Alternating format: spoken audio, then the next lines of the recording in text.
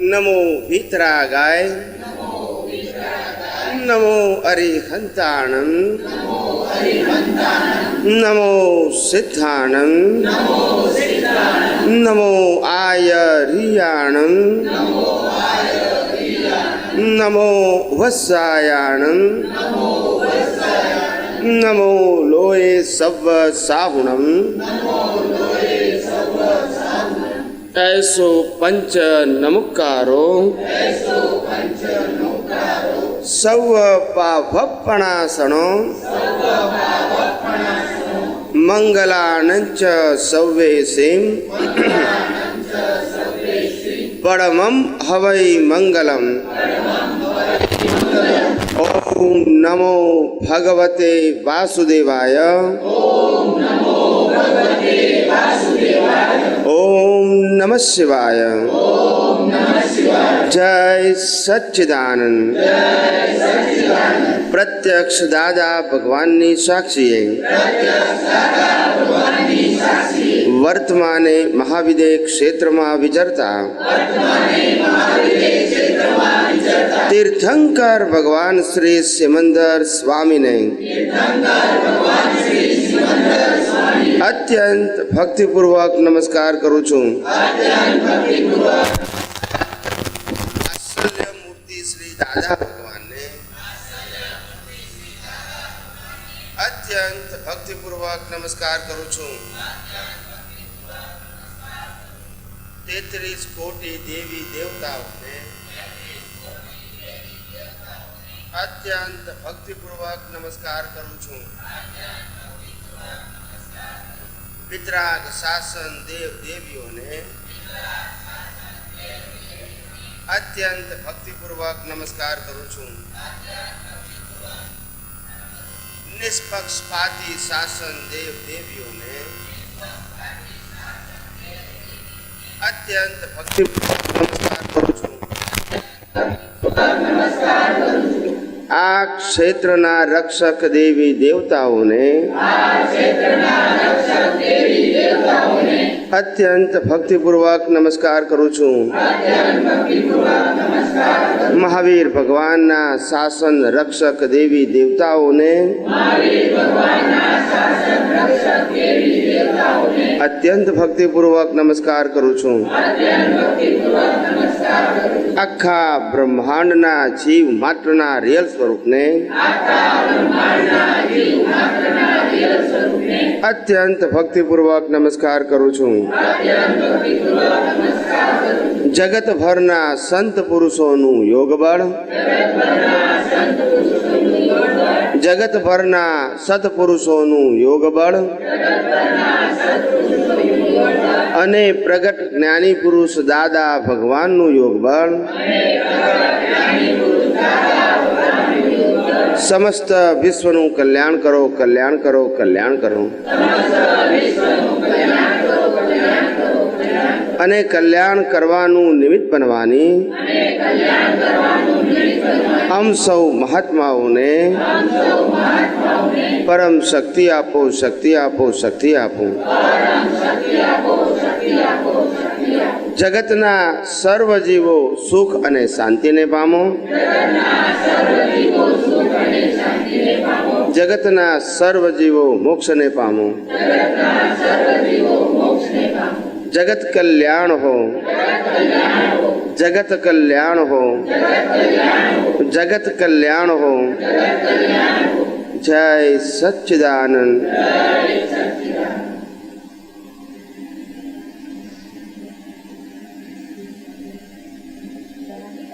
खुला है।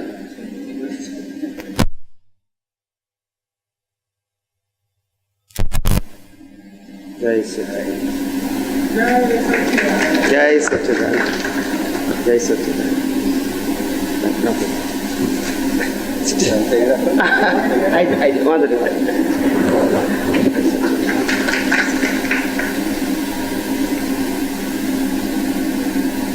અમારા લોકો આ જગત એમનો તો ભાવ છે, પણ જગતના લોકો સામાન્ય એવા હોય કે જે સ્થૂળ વસ્તુ છે, બાહ્ય વસ્તુ, એની સાથે ભાવ પડે એટલે એની વસ્તુ, એની કિંમત અમૂલ્ય થઈ જતી હોય છે.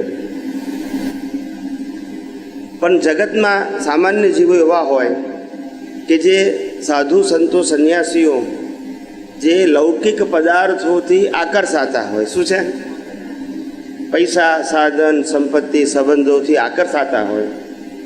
તો આત્મજ્ઞાની પુરુષો છે એ આવા કોઈ પ્રકારના વ્યવહારથી આકર્ષાય નહીં, કારણ કે એનું એક જ લક્ષ્ય, જે છું તે મારે થવું છે અને જે છું તે અનુભવવું છે. અને એ કોઈ જગ્યાએ બહાર છે, કોઈ જગ્યાએ બહાર નથી. એટલે તમે ભાવ વ્યક્ત કરો એની સાથે વાંધો નથી આપણને, પણ અમારા જીવનનું ધ્યેય જે પ્રકૃતિમાં પણ લઈને આવ્યા છે ઉદય કર્મમાં, એ એક જ છે, કેમ કરીને કોઈ પણ અવસ્થામાં ધ્યેયને વળગી રહેવું. શું કીધું? જગત કલ્યાણ એ અમારી ભાવના છે અને સંજોગો વ્યવસ્થિત આપવાના છે, પણ અમારું કલ્યાણ એ અમારે પુરુષાર્થ કરીને કરવાનું છે, એ વ્યવસ્થિત નથી કરવાનું. સમજાય છે મારી વાત? જગત કલ્યાણ અમારી ભાવના છે અને એ સંજોગો કોણે આપવાના છે? વ્યવસ્થિત. મારી વાત સમજાય છે? એ કેવા આપે કેવા નહીં એમાં અમારે ઊંડા ઉતરવું, અમારે ભાવ વ્યક્ત કરવાના. શું કીધું? સંજોગ જે હોય તે, પણ અમારા પોતાના સ્વકલ્યાણ માટે તો અમારે જાગ્રત રહેવું પડે, સદાય જાગ્રત રહેવું પડે, કારણ કે જાગૃતિ વગર કલ્યાણનો માર્ગ સંભવ નથી. શું નથી? એટલે સતત જાગૃતિ રાખવી પડે, કારણ કે અનાદિકાળનો જે અભ્યાસ છે રિલેટિવ સત્યને રિયલ સત્ય માનવાનો. રિલેટિવ સાધનો, સંબંધો, સંપત્તિમાંથી સુખ મેળવવાનો જે અભ્યાસ અનાદિકાળનો કેવો છે? અનાદિકાળનો. એટલે એમાં લપસી જવું બહુ આસાન છે. શું છે? પણ એમાં ન લપસવું અને જ્ઞાનનો ઉપયોગ કરીને સંયમમાં રહેવું. શેમાં રહેવું? અને સંયમનો હેતુ પાછો ધ્યેય માટે છે. સંયમનો હેતુ અહંકાર નથી. શું નથી? સમજાય છે મારી વાત? હું પૈસા નથી લેતો એ અહંકાર કરવા માટે સંયમ નથી. સંયમનો હેતુ કે મારું જે ધ્યેય છે એમાં હું ચલિત ના થવું, એવું મારું સંયમ હોવું જોઈએ. સમજાય છે? ધ્યેય માટેનું સંયમ, બતાવવા માટેનું નહીં. સમજાય છે મારી વાત? બતાવવા માટેનું નહીં, ધ્યેય માટેનું હોવું જોઈએ. કેવું હોવું જોઈએ? એટલે આવું ધ્યેય માટેનું સંયમ એ હેતુપૂર્વકનું હોવાથી એ તમને ધીરે ધીરે ધ્યેય તરફ આગળ લઈ જાય છે. ધ્યેય તરફ આગળ લઈ જાય ધીરે ધીરે, તમને ગ્રેજ્યુઅલી. ચમત્કાર ના થાય, કૂદકો ના મરાય, પણ તમારું જે ધ્યેયનું જે અચળપણું છે, તમારો જે આત્મવિશ્વાસ છે, એ જ તમને આગળ લઈ જાય. આ જગતમાં જે લોકો પણ કેવળ જ્ઞાનને પામેલા એ બધાય ભલે બીજી વ્યક્તિઓની તો સહાય મળેલી છે લોકોને. શું કીધું? જ્ઞાનીઓની, શાસ્ત્ર જ્ઞાનીઓની, અથવા તો લૌકિક બાહ્ય સંયમીઓની પણ સહાય મળેલી, શાસ્ત્ર જ્ઞાનીઓની પણ સહાય મળેલી, અને અનુભવી આત્મજ્ઞાનીઓની પણ સહાય મળેલી. પણ અંતે સેલ્ફ કોન્ફિડન્સ આયા વગર પ્રગતિ થઈ શકે નહીં. અમુક લેવલ સુધી પ્રગતિ થઈ શકે હેલ્પથી. શું કીધું? પણ છેલ્લે તમારે સેલ્ફ કોન્ફિડન્સમાં આવવું પડે, અને ત્યારે જ તમને હાયર લેવલનો એક્સપિરિયન્સ થાય. સમજાય છે? એમાં આધારિતપણું હોતું નથી. એટલે આધારિતપણું સહાયક છે. શું છે? પણ શરૂઆતની અવસ્થામાં 25%, 30%, 35% સુધી જવા માટે હેલ્પફુલ છે. પછી આગળનો બધો રસ્તો એ પોતે જાતે જ આત્મબળથી આગળ વધવાનું છે. ત્યાં બહારના કોઈ સાધનો એને સહાયક થતા નથી, કારણ કે એ સ્ટેજ એને વટાઈ નાખ્યું છે. શું છે? તેથી એવું નહીં કે સાધનોનો ત્યાગી હોય, સાધનો હિસાબ સ્વરૂપે હોય. પછી શું છે? કયા સ્વરૂપે હોય? પછી એને હેલ્પ કે ના હેલ્પનો પ્રશ્ન આવતો, કારણ કે હેલ્પના આધારે પ્રગતિ કરવાની હતી, એ લેવલ બિયોન્ડ થઈ ગયું. હવે માત્ર હિસાબ છે. કોઈ પણ સાધન સંજોગો પ્રાપ્ત થાય તો શું છે? ખાલી હિસાબ છે. હવે એનો જે પુરુષાર્થ છે એ સ્વતંત્ર પુરુષાર્થ છે. કેવો છે? કે જે બહારના કોઈ પણ વ્યક્તિઓ જોઈ કે અનુભવી શકે. એટલે બધાએ આ શ્રીમદ રાજચંદ્ર જુઓ, આપણને લાગે કે ભાઈ સાધના કરવા માટે શા માટે ઈડર ગયા, શા માટે જંગલોમાં ગયા? એ ઘરમાં રહીને પણ કરી શકે ને, ઘરમાં પણ એકાંત રહીને કરી શકે ને. પણ એ એકાંત મળવું ઘરમાં એ તો સ્થૂળ એકાંત છે. શું છે? પણ જે વાઇબ્રેશન શું છે, પોલ્યુશન છે, એનું શું કરે? કસાયો ને રાગદ્વેષનું જે પોલ્યુશન જે વાતાવરણમાં છે એને કઈ રીતે ક્લીન કરી શકે? સમજાય છે? આ તમામ જો તમામ તીર્થંકરો અને ભૂતકાળના આજથી 500,000 વર્ષ પહેલાના પણ જે જ્ઞાનીઓ હતા, કોઈ પણ ધર્મના, કોઈ પણ, એવું નહીં કે આપણે જૈનની વાત કરીએ, કોઈ પણ ધર્મના જ્ઞાનીઓ હતા, એ મોટે ભાગે જંગલોમાં રહેતા હતા. હવે જંગલોમાં રહેતા હતા એટલે સંસાર કે સંસારીઓનો ત્યાગ નતા કરતા. એ લોકો એ કહે છે અમારે જરૂરિયાત નથી, અમારે સાધના કરવી છે, અને સાધનામાં આ સાધન કે સંપત્તિ કે સંબંધોની જરૂરિયાત નથી. પણ પછી આપણે પૂછીએ કે ભગવાન ત્યાં આગળ તમારું જીવન નિર્વાહ કેમ ન ચાલશે? તે કુદરત હવા તો આપે છે, કુદરત પાણી આપે છે, અને કુદરત ફળફળાદી રૂપે ખોરાક પણ આપે છે. અમારો દેહ ખાવા માટે, શરીર માટે ખાલી ટકાઈ રહે એટલો ખોરાક જોઈએ છે. શું રહે? ટેસ્ટ માટે એમનો ખોરાક હોતો નથી. ને આ કુદરતી મળી રહે, પશુ પક્ષી પ્રાણીઓને મળી રહે, તો સાધકને મળે કે ના મળે? મળી રહે. બંધ છે. સ અવસ્થા અને સ્વસત્તા એ બેમાં શું ફેર? અને એ આપણા આધીન કઈ રીતે છે? કારણ કે પ્રકૃતિ વ્યવસ્થિતના આધીન છે. સ્વ અવસ્થા જુદી વસ્તુ છે ને સ્વ સત્તા જુદી વસ્તુ છે. એટલે બંનેમાં સ્વ શું ફેર? અવસ્થા પુરુષાર્થમાં જાય, સ્વ અવસ્થા પુરુષાર્થમાં જાય, ને સ્વ સત્તા અનુભૂતિમાં જાય. એ કઈ રીતે? એટલે તમે પુરુષાર્થ કરીને એ સ્ટેજ પ્રાપ્ત કર્યું હોય પછી તમને સહજ હોય, બરાબર, એ સત્તા કહેવાય. શું કહેવાય? એ સત્તા કહેવાય. પુરુષાર્થ વાળો સત્તામાં નથી, બરાબર, હજુ એચીવ કરી રહ્યો છે. હા, શું છે? એચીવ કરી. એટલે જેમ આજે હું ડૉક્ટરનું ભણતો હોઉં, બરાબર છે, તો હું ડૉક્ટર થવાનો છું. લોકો અલા ડૉક્ટરનું ભણે છે, ડૉક્ટર થવાનો છે, કે ના કે? બરાબર. ડૉક્ટર થયો નથી, બરાબર, અંડર પ્રોસેસ છે. શું છે? Under process. પણ ડિગ્રી આવી ગઈ પછી શું કહેવાય? આ ડૉક્ટર થઈ ગયું, એટલે સત્તામાં આવી ગયો. હવે ડૉક્ટર પણ શું આવી ગયું? એને સત્તામાં આવી ગયું. પણ જ્યાં સુધી ડૉક્ટર થયો ના હોય ત્યાં સુધી સત્તામાં ના કહેવાય, પણ પ્રોસેસમાં કહેવાય. શું કહેવાય? પ્રોસેસમાં. સમજાય છે? એટલે સ્વસત્તા એ જુદી વસ્તુ છે, અને સ્વસત્તાનો પ્રોસેસ. એટલે વ્યવસ્થિત કમ્પ્લીટલી જાણી લો તમે સિદ્ધાંતિક રીતે, ત્યારે સ્વસત્તા ઉત્પન્ન થાય. હા, એટલે આ દર્શન જાણી લો આખું, એટલે સ્વસત્તા ઉત્પન્ન થાય. સ્વસત્તા એટલે કે જેમાં પરનો અંશ નથી છે. બરાબર. શું નથી? પરનો અંશ નથી. પરસત્તાનો અંશ નથી, તે સ્વસત્તા. એટલે નિરાલંબ હોય. કેવો હોય? નિરાલંબ.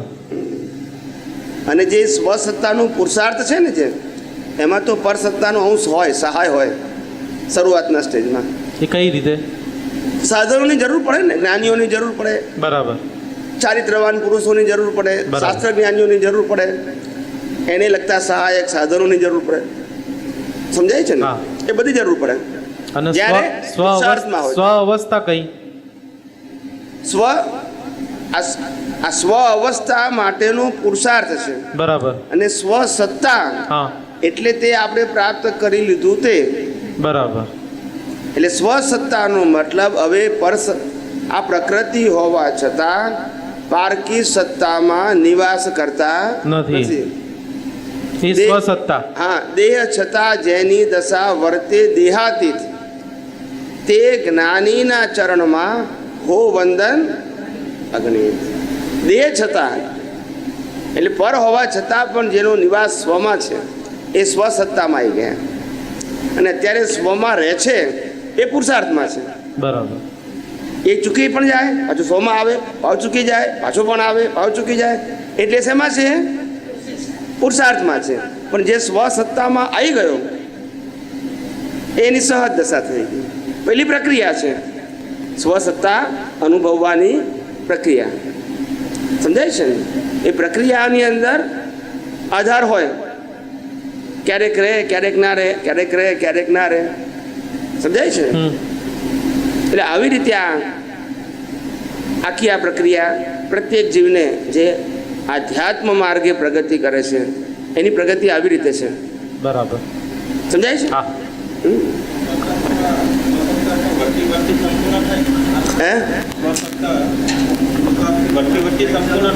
હા, પુરુષાર્થથી વધતી વટી વટી સંપૂર્ણ થાય. જ્ઞાનનો ઉપયોગ કરો હા.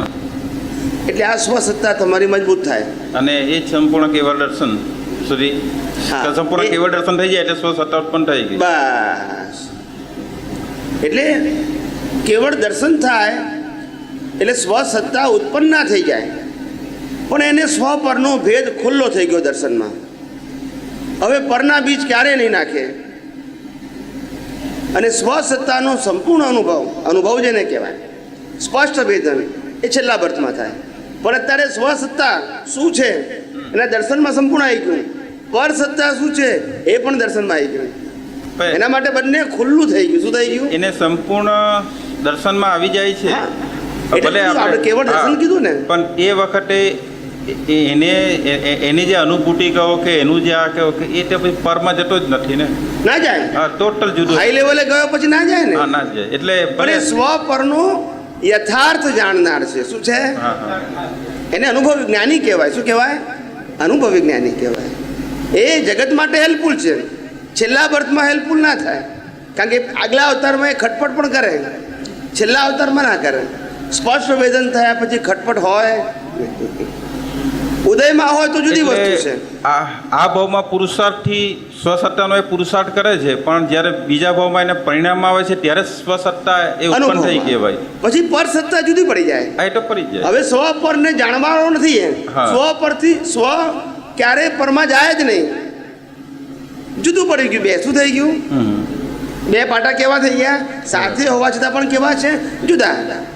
હવે જુદા કરવાના કે જુદા જોવાના કે જુદા જાણવાના કે જુદા અનુભવવાના નથી. કારણ કે બંનેને જુદા રાખનારો, જુદા જોનારો, જુદા અનુભવનારો એ જે મધ્યસ્થી હતો એ જતો રહ્યો. બરોબર. સમજાય છે? સમજાય. બે વ્યક્તિ હોવા, સાંભળો, બે વ્યક્તિ હોવા, તેથી બંનેને એકબીજાનો નજીકના છે એવો અહેસાસ થતો નથી. પણ બે વ્યક્તિઓ સાથે કોઈ સંબંધ છે તો નજીકનાનો અહેસાસ થાય છે, બે અલગ હોવા છતાં. બરાબર. કે આ કોણ છે? કે અમારો ભાઈ છે. એટલે ભાઈની પણ જે ફિલિંગ છે એમાં પણ એ એકાકારપણું છે. એટલે એને કંઈક થાય તો એને અસર થાય. કારણ કે જુદા હોવા છતાંય પણ માન્યતાથી કેવા છીએ? બંધાયેલા. એક છીએ. પણ જ્યારે બે વ્યક્તિઓ હોવા છતાં બેને કંઈ લેવા દેવા ના હોય તો ઇફેક્ટ થાય નહીં. એવી રીતે અહીંયા પ્રકૃતિ ને પરમાત્માની વચ્ચે અહીંયા જેમ સંબંધનો ભાવ છે એના આધારે અસર થાય છે, એવું અહીંયા આગળ જે મિશ્ર ચેતન છે એટલે કે પ્રતિષ્ઠિત આત્મા, એ પ્રતિષ્ઠિત આત્મા હોય ત્યાં સુધી એ સ્વને પણ જાણી શકે અને પરને પણ જાણી શકે. યથાર્થ સમજાય છે? ખાલી સ્વને અનુભવી ના શકે. સમજાય છે? અનુભવી ના શકે. સ્વને પ્રતિષ્ઠિત આત્મા સ્વને અનુભવી ના શકે. સ્વને અનુભવવું એટલે હા. શું? સ્વને અનુભવવું એટલે સ્પષ્ટ વેદન. ઓ. પણ સ્વને સંપૂર્ણ જાણી શકે. હા, હા. હવે એને સ્વ પરનો પુરુષાર્થ બાકી ના રહ્યો. જુદા કરવાનો પુરુષાર્થ બાકી ટોપ લેવલ ઉપર આવી ગયો. હા, હા. પણ વેદન ના થાય એને. બરોબર. એટલે અનુભવ દશામાં આવી ગયો ખરો, પણ કયો અનુભવ દશા? સ્પષ્ટ વેદન નહીં, દર્શનનો અનુભવ. દર્શનનો. કે આ આત્મા છે એમાં પણ સ્પષ્ટ થઈ ગયું. અને આ જગતનું સર્જન કરનારો છે એ પણ શું થઈ ગયું? હવે કશું ગોળ ગોળ નથી એને. બરોબર. અનુભવ દશા ટોપ લેવલની આવી ગઈ. શું આવી ગઈ? બરોબર. અને ત્યારે જ એ પોતે પોતાને જ સંપૂર્ણપણે સ્પષ્ટ વેદન રૂપે અનુભવવાનું બીજ નાખે છે. અને બીજ નાખે ત્યારે ફળ રેડીમેડ મળે છે. બીજા અવતારમાં હવે એને કોઈ જાતનો પુરુષાર્થ કરવાનો રહેતો નથી. આ અવતારમાં પુરુષાર્થ કેમ કરવો પડે છે છેક સુધી? કારણ કે સ્પષ્ટ વેદન એ છેલ્લા અવતારમાં જ પ્રાપ્ત થાય. બરોબર. અને તે વખતે પ્રતિષ્ઠિત આત્મા હોતો નથી. હવે આ અવતારમાં ટોપ લેવલ ઉપર જઈ શકે. શું કીધું? પણ પ્રતિષ્ઠિત આત્મા તો છેક સુધી રહેવાનો આ અવતાર પૂરતો. હા, હા. એટલે ડેવલપ થાય એનું, ડેવલપમેન્ટ થાય એનું, પણ રહેવાનો કરો, નિષેધ ના થાય. સમજાય છે? બરોબર. બર્થ બદલાય એટલે પછીનું અસ્તિત્વ જ ના રહે. એટલે પછી જવા એટલે આપણે શું કીધું? આપણે સિદ્ધાંત શું કીધું? કે વાસ્તવમાં અજ્ઞાનનું અસ્તિત્વ છે જ નહીં. બરોબર અને અજ્ઞાનનું અસ્તિત્વ જ્યાં સુધી સ્પષ્ટ વેદન નથી ત્યાં સુધી છે, અને ત્યાં સુધી પુરુષાર્થ છે. બરોબર હવે જેવું સ્પષ્ટ વેદન થઈ ગયું ત્યાં એનું અસ્તિત્વ જ નથી. પેલું નહોતું એટલે અસ્તિત્વ હતું. સમજાય છે મારી વાત? બરોબર એટલે અહીંયા આગળ ક્યાં વિલીન થઈ ગયું એ પ્રશ્ન આવતો નથી. સમજાય છે? સમજે છે. જેમ અંધારાનું અસ્તિત્વ છે જ નહીં. અસ્તિત્વનો મતલબ એની કોઈ જગ્યાએથી ઉત્પત્તિ છે. નહીં. પ્રકાશની ઉત્પત્તિ છે પણ અંધારાની ઉત્પત્તિ નથી. પણ અંધારાનો અહેસાસ છે, અનુભવ છે, કારણ કે પ્રકાશની હાજરી નથી. એટલે પણ અંધારું કોઈ જગ્યાએથી આવતું નથી. પ્રકાશ આવે છે, અંધારું આવતું નથી. એટલે અજવાળાની ગેરહાજરી એ જ અંધારાનું અસ્તિત્વ. એમ જ્ઞાનની ગેરહાજરી એ જ અજ્ઞાન. અજ્ઞાન કોઈ જગ્યાએથી આવતું નથી. સમજાય છે? અજ્ઞાન આવતું નથી. પણ ભગવાન અમે જે અજ્ઞાન રૂપી આટલા અવતારોથી અનુભવીએ છીએ તે શું છે? ત્યારે ભગવાન કહે છે કે હે જીવ, તને આ ઇન્દ્રિય જ્ઞાનને કારણે, શું કીધું? આ ઇન્દ્રિય જ્ઞાનને કારણે લોક સંજ્ઞાથી તું જે બહારથી સુખ મેળવવા માટે પ્રયત્ન કરી રહ્યો છે એના કારણે આ અજ્ઞાનની ઉત્પત્તિ બિલીફ રૂપે થયેલી છે. વાસ્તવમાં એનું અસ્તિત્વ છે નહીં.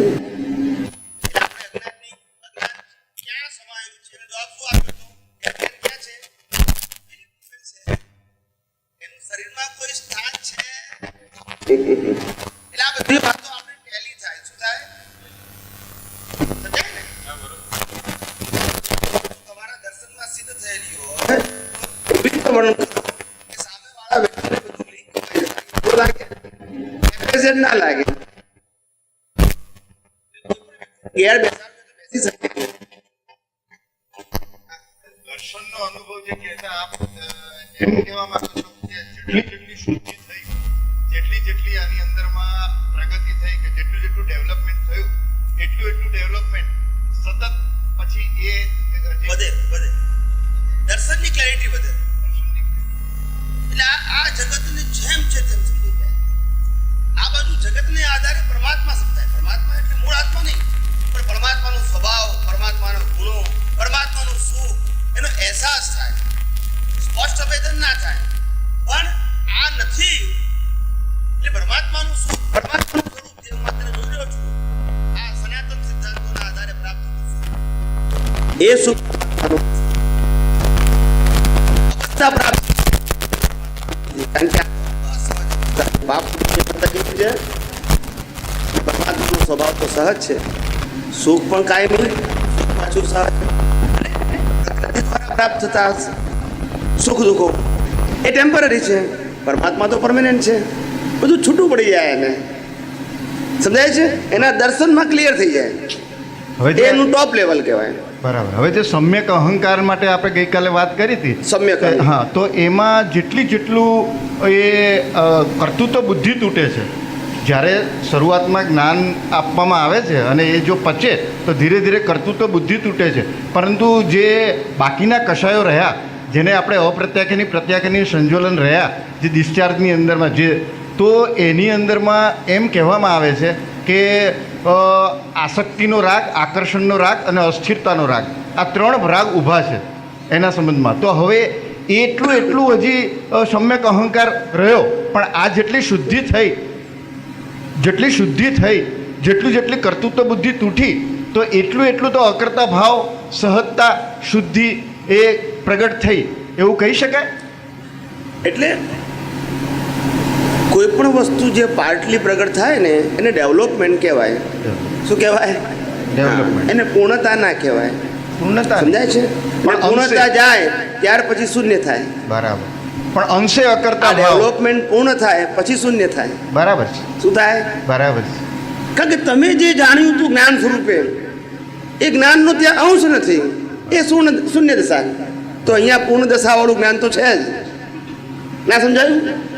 તમે જે જાણ્યું હતું, જે સમજ્યું હતું આટલા અવતારોથી જ્ઞાન સ્વરૂપે, એચિવમેન્ટ સ્વરૂપે, પ્રાપ્તિ સ્વરૂપે, એ બધું અજ્ઞાન છે. અને અજ્ઞાનના ભાગો, અજ્ઞાનના અંશો, અજ્ઞાનની અવસ્થા છે. અજ્ઞાનના અવસ્થાઓની લેવડ દેવડ છે. એમાં જ્ઞાનનો અંશ છે નહીં, પણ છતાંય વિકાસ કેમ કીધો? એનો ભાગાકાર કરી શકો છો માટે તમે એને જ્ઞાન તરીકે, તમારા વિકાસ તરીકે, ડેવલપમેન્ટ તરીકે, ખ્યાલ આવે ને, ભૌતિક પ્રગતિ તરીકે તમે સ્વીકાર કર્યો હતો. એ તમારું અજ્ઞાન રૂપી જ્ઞાન હતું. એ વખતે તમે અજ્ઞાનને જ્ઞાન જ્ઞાન જ કહેતા હતા. શું કહેતા હતા? અજ્ઞાન કહેતા નહોતા. હવે એ જ અજ્ઞાન રૂપી જ્ઞાનને હવે તમે અત્યારે અજ્ઞાન કહો છો, એટલે એ માઇનસ થાય છે. શું થાય છે? બરાબર, એટલે ડેવલપમેન્ટ. એ ડેવલપમેન્ટ છે. એટલે ત્યાં આગળ એમ બી કહી શકાય ને કે અંશે અકર્તા ભાવ, અંશે સહજતા, અંશે શુદ્ધિ. બરાબર છે. એટલું આવરણથી મુક્ત થાય ને. મિથ્યા જ્ઞાન, મિથ્યા દર્શનના આવરણથી મુક્ત થાય. શું કીધું? મિથ્યા દર્શનના આવરણથી મુક્ત થાય. બરાબર. એ વખતે સાહેબ પેલી ગ્રંથિ ભેદ થઈ ગયો હોય એ વખતે, એટલે સ્વપરનો અનુભવ કરે પણ હજી સ્પષ્ટ વેદન નથી થયું એમ. હા. એટલે ગ્રંથિ તો ભેદાઈ ગઈ હોય ને એ વખતે એમ. ગ્રંથિ ટોપ લેવલે ભેદાય. ટોપ લેવલે ભેદાય એ કયા ગુણ? ટોપ લેવલે ભેદાઈ જાય. અત્યારે ગ્રંથિ ભેદવાનો પુરુષાર્થ કરતો. પુરુષાર્થ. ભેદાઈ ગઈ એટલે એન્ડ આવી ગયો એમ. એટલે સ્વસત્તા એટલે વેદાઈ ગઈ, હા. અને સ્વ અવસ્થા જાણે એટલે એ અવસ્થા એટલે પ્રોસેસમાં હજુ પ્રોસેસ એ ડેવલપમેન્ટ થઈ રહ્યું છે. ડેવલપમેન્ટ. એ ગ્રંથિ ભેદની અવસ્થા કયા ગુણ સ્થાને કહેવાય સાહેબ? તો ગ્રંથિ ભેદ મોટે ભાગે આ બધા 11માં 12મેં થાય. 11 ને ગ્રંથિ ભેદ એ ટોપ લેવલ છે. ત્યાર પછી કેવળ જ્ઞાનના બીજ નંખાય એટલે વધારેમાં વધારે 3 ભવે મુક્ત જાય. વધારેમાં વધારે ત્યારે એટલે ગ્રંથિ ભેદ થઈ જાય. ગ્રંથિનો મતલબ શું? ગ્રંથિ એ શું છે તો કે અજ્ઞાન માન્યતાની જડ છે. અજ્ઞાન માન્યતાઓ જુદી વસ્તુ છે, એમાંથી નીકળતી, અને એની જડ શું છે? ગ્રંથિ. એટલે મૂળિયું કાપવાનું છે, ડાળીઓ નહીં. હા. એટલે આ ટ્રાન્ઝેક્શન છે, અજ્ઞાન ઉકલી રહ્યું છે, પણ ટ્રાન્ઝેક્શનનું મૂળ ત્યાં છે. એટલે કીધું ને 8 કર્મમાં રાજા મોહનીય કર્મ કેમ કીધો કે ભલે બીજા તમે પ્રતિક્રમણ કરો, સામાયિક કરો, દોષોને ધુવો, શક્તિ માગો, પણ જ્યાં સુધી મોહનીય કર્મ સાબુત છે ત્યાં સુધી બધા પાસે જીવતા થઈ જાય. જેમ એક ઝાડ હોય, વિશાળ ઝાડ, અને એને તમે પાંદડા કાપી નાખો, પછી નાની ડાળી કાપો, પછી મોટી ડાળી કાપો, પછી એનાથી મોટી ડાળી કાપો, પછી એનાથી મોટું જરા જાડું થડ હોય એને કાપો. ખ્યાલ આવી ગયો? આ બધું કાપીને તમે આટલું ઝાડ હતું, પછી આ આખો ભાગ ગોળ હતો, તો આ ગોળ જે ભાગ આખો હતો ઝાડનો, એમાં ધીમે ધીમે ધીમે ધીમે બધું કાપી નાખ્યું. એટલે હવે ઝાડ ખાલી આટલું જ રહ્યું, જાડું થડ અને આ ભાગ રહ્યો ખાલી, ઉપરનું બધું જતું રહ્યું. હવે આપણને લાગે ઝાડ તો જતું રહ્યું, પણ મૂળિયા જીવતા છે પાછું બીજા વર્ષે બધું સમજાય છે? એવું મૂળ જીવતા હોય ત્યાં સુધી પૂરું થઈ જાય. પુરુષાર્થ મૂળિયા કાપવાનો છે. મૂળિયા કાપવાનું છે. એટલે આ સિદ્ધાંત સમજવાનો મતલબ શું? સિદ્ધાંત એ મૂળની વાત છે, અને સામાયિક પ્રતિક્રમણ કરીએ છીએ ખાલી ઝાડ પાનની વાત છે. ખ્યાલ આવે ને? પેલું મૂળ જાય, સિદ્ધાંત પકડો એટલે પતી ગયો ને. તમને મૂળ ખ્યાલ આવી ગયો. રૂટ કોઝ શું આવી ગયું? રૂટ કોઝ ખ્યાલ આવે કે આનું અસ્તિત્વ કયા આધારે છે. આ બહાર દેખાય છે તે નહીં, અસ્તિત્વ એટલે રૂટ કહેવાય. આટલા મોટા ઝાડનું અસ્તિત્વ એ એની અંદર રહેલા મૂળ છે. એ જો મૂળ કાપી નાખો, અંદરથી ખોદી અને મૂળિયા આમ કાપી નાખો, ઝાડ એમનું એમ રાખો તોય પણ પડી જાય. કારણ કે હવા પાણી ખોરાક મળે નહીં એને, કારણ કે ત્યાંથી જ જાય ને. પાણી અને ખોરાક ત્યાંથી જાય. હવા તો માનો કે બહારથી મળે, પણ પાણી તો ત્યાંથી જાય. સૂર્યનો તાપ ને એ બધું એને બહારથી મળે, પણ જ્યાં સુધી પાણી અને ખોરાક ના મળે તો શું થઈ જાય? સુકાઈ જાય, પછી પડી જાય.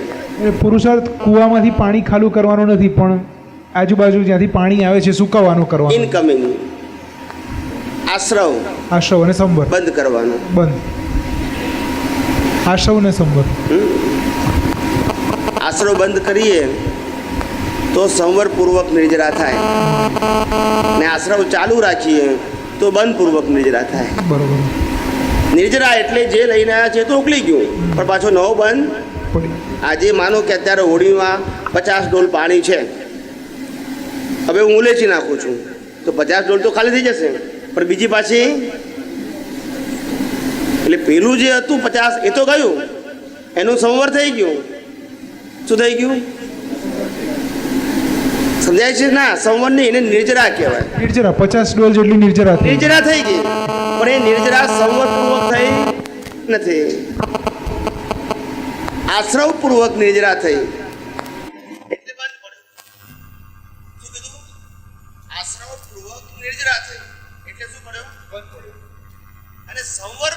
નિર્જરા થાય તો મોક્ષ છે. મોક્ષ. હા, એટલે કાણું નાવડીમાં જે પૂરવાનું છે એ પુરુષાર્થ છે એમ. પાણી આશો એવું તો અનંતી વાર કર્યું, પાણી ખાલી થયું. એટલે જ્ઞાનીઓએ બે રસ્તા આપ્યા કે આ કાળમાં તમારાથી શક્ય ના હોય તો સંસારમાં રહીને પણ પુરુષાર્થ કરો. એ આધુનિક કાળમાં જ્ઞાનીએ આપેલો માર્ગ છે કે બધાને પ્રેક્ટિકલ નથી કે વ્યવહારમાંથી મુક્ત થવું. એ તો સ્વાભાવિક વસ્તુ છે. તો શું રસ્તો? તો કે તમે ઘેર બેઠા બેઠા પણ, ઘેર એટલે બધા વર્તમાન સંજોગોમાં પણ રહીને પણ પુરુષાર્થ કરો. એવો પુરુષાર્થ કરો કે નવું સર્જન સંસારલક્ષી ના હોય. નવું જૂનું જેવું હોય તેવું, કારણ કે એ તો પરિણામ છે, એમાં ફેરફાર કરી શકીએ એમ જ નથી. પછી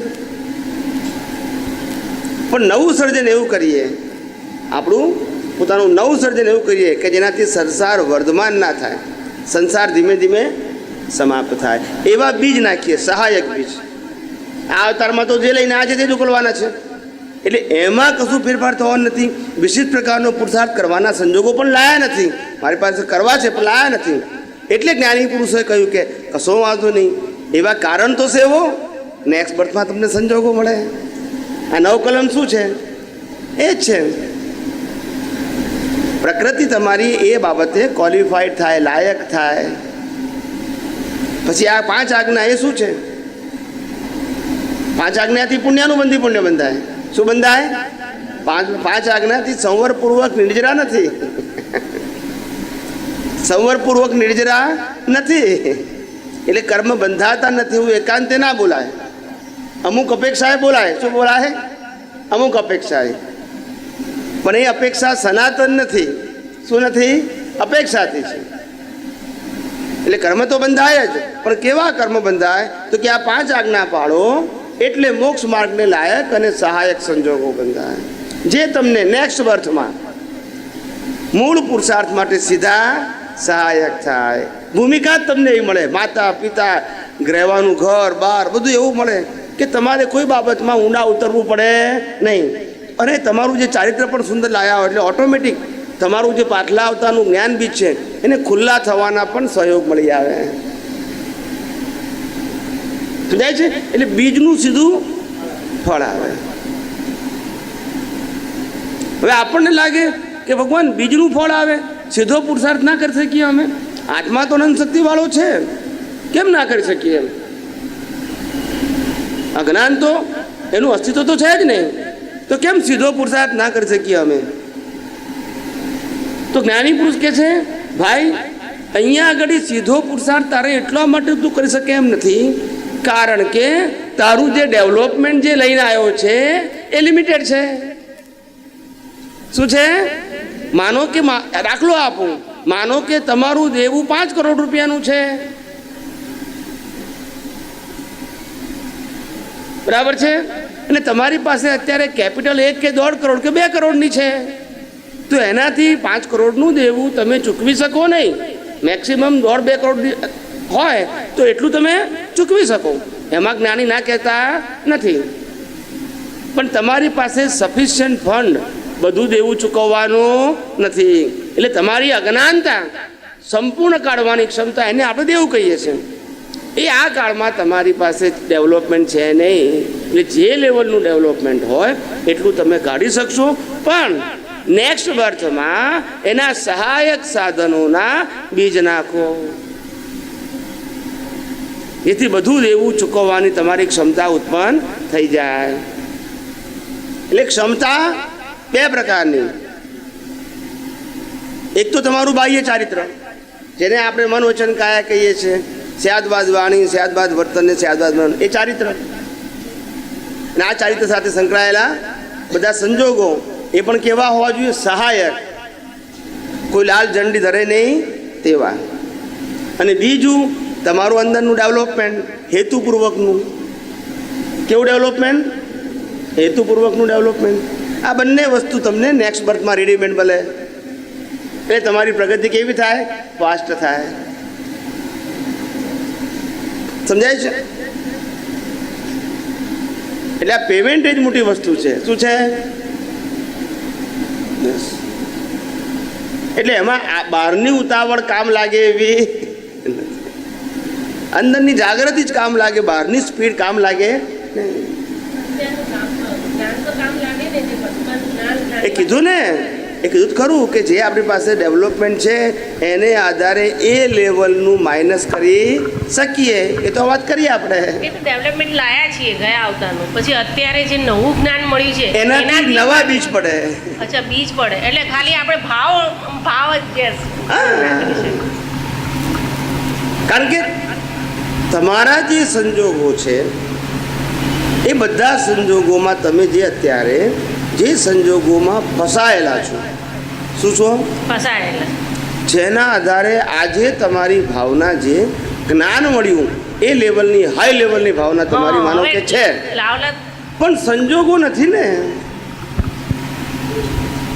શું નથી? સંજોગો નથી. પણ અને એ સંજોગોને ડાયજેસ્ટ કરવાનું તમારી પાસે ડેવલપમેન્ટ નથી, આત્મબળ નથી. અને આત્મબળ ના આવે ડેવલપમેન્ટ વગર. પણ દ્રષ્ટિ તો છે ને. એ કઈ પૌદ્ગલિક ગુણ નથી. કયો ગુણ નથી? પૌદ્ગલિક ગુણ હોય તો પુણ્યથી આવે. જેમાં બહારનું ચારિત્ર છે એ પૌદ્ગલિક ગુણ છે, સમજાય છે ને, એ આવી શકે.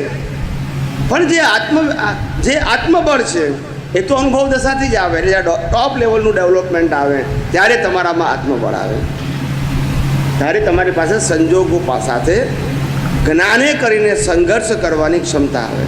અત્યારે ભલે આપણે એ સંજોગોમાં પડી જતા હોઈએ પણ દ્રષ્ટિ તો ટોપની હોય જ ને આપણી. હા, એટલે એ ટોપની દ્રષ્ટિને કારણે આપણે જે પકડી રાખી છે ટોપની દ્રષ્ટિ આત્મવિશ્વાસ સાથે જે લેવલનો હોય એને કારણે આપણે અત્યારે આ સ્થૂળ સંજોગો જે છે કે જે આપણા મોક્ષ માર્ગ માટે લાયક સહાયક નથી એમાં લપસી પડતા નથી.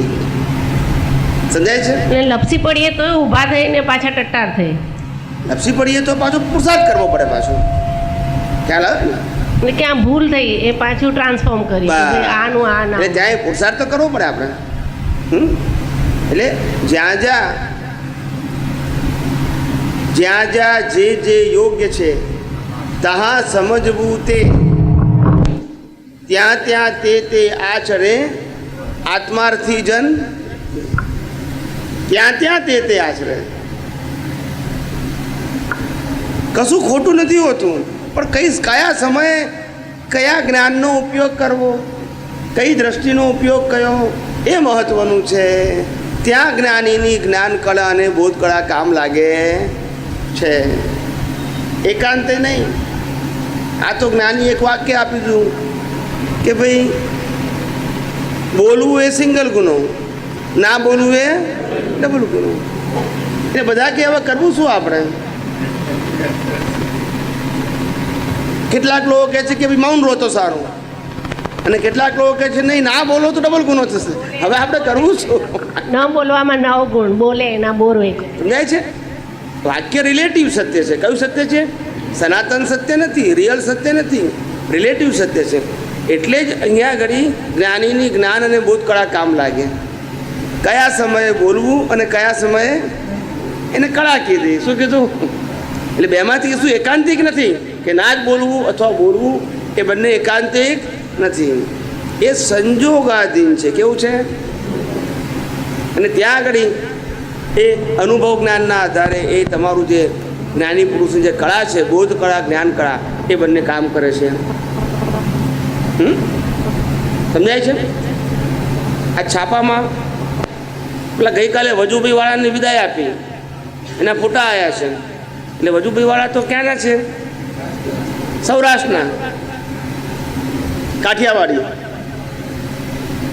એ કે અમારા કાઠિયાવાડમાં કેવું હોય કે કોઈ ગાળ આપે તો અમે હું સમજીએ કે આપી ગયો છે ને લઈ તો ગયો નથી ને કંઈ. શું કહે છે? કંઈક આપી ગયો છે ને લઈ તો નથી ગયો ને પછી શું ચિંતા કરવાની છે? અમારી આવી સમજણ હોય. એટલે આ છાપામાં લખ્યું છે, તમે વાંચજો. ટૂંકમાં એની આ બે પ્રકારની સમજણ છે ને, એક નેગેટિવ સંજોગોને ડાયજેસ્ટ કરવાની એક સમજણ છે ને, દ્રષ્ટિ છે ને આજે. સમજાય છે? એટલે એમ કે અમે એ વાતને લાઇટ કરી દઈએ. શું કરી દઈએ?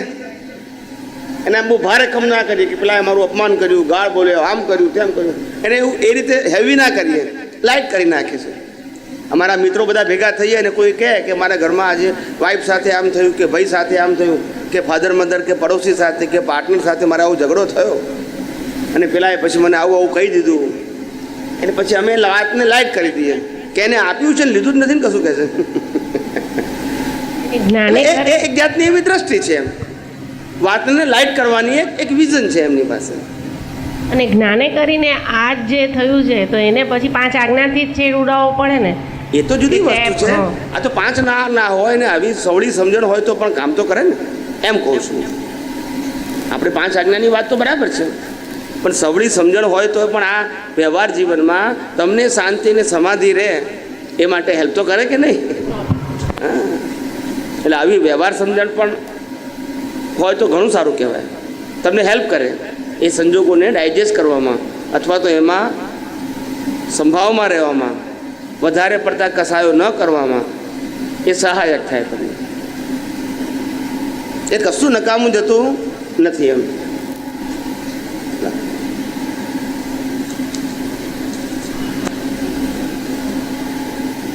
આ કોણ છે નિમિત્ત?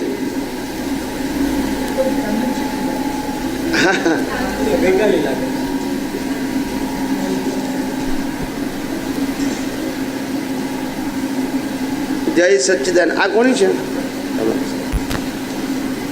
પ્રશ્ન નંબર 1, પ્રતિક્રમણ એટલે શું?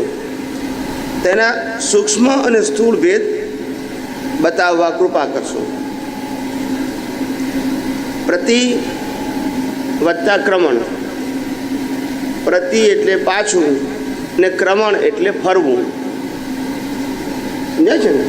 ક્રમણ એટલે એને ફરવું કહેવાય અને પ્રતિ એટલે પાછું ફરવું. એકલું ક્રમણ કહો તો ફરવું કહેવાય અને પ્રતિક્રમણ કહો તો પાછું ફરવું કહેવાય. અને એ પ્રતિક્રમણ એટલે તમારી પ્રકૃતિ એટલે મન વચન કાયા દ્વારા જે અતિક્રમણ થયું છે. શું થયું છે? અતિક્રમણનો મતલબ એબનોર્મલ. કોઈના માટે સારા ખરાબ વિચાર થઈ ગયા હોય, કોઈના માટે વાણી દ્વારા રાગ કે દ્વેષ થઈ ગયો હોય અથવા વર્તન દ્વારા રાગ કે દ્વેષ થઈ ગયો હોય તો એ સામાન્ય અવસ્થા નથી, એને અતિક્રમણ કહેવાય. શું કહેવાય? અતિક્રમણ. સામાન્ય ભાવે રહેવું એને ક્રમણ કહેવાય. શું કહેવાય? ક્રમણ. ને સામાન્ય ભાવથી અપ એન્ડ ડાઉન રહેવું, એબનોર્મલ, એને અતિક્રમણ કહેવાય. એ અતિક્રમણનું શું કરવું પડે? પ્રતિક્રમણ.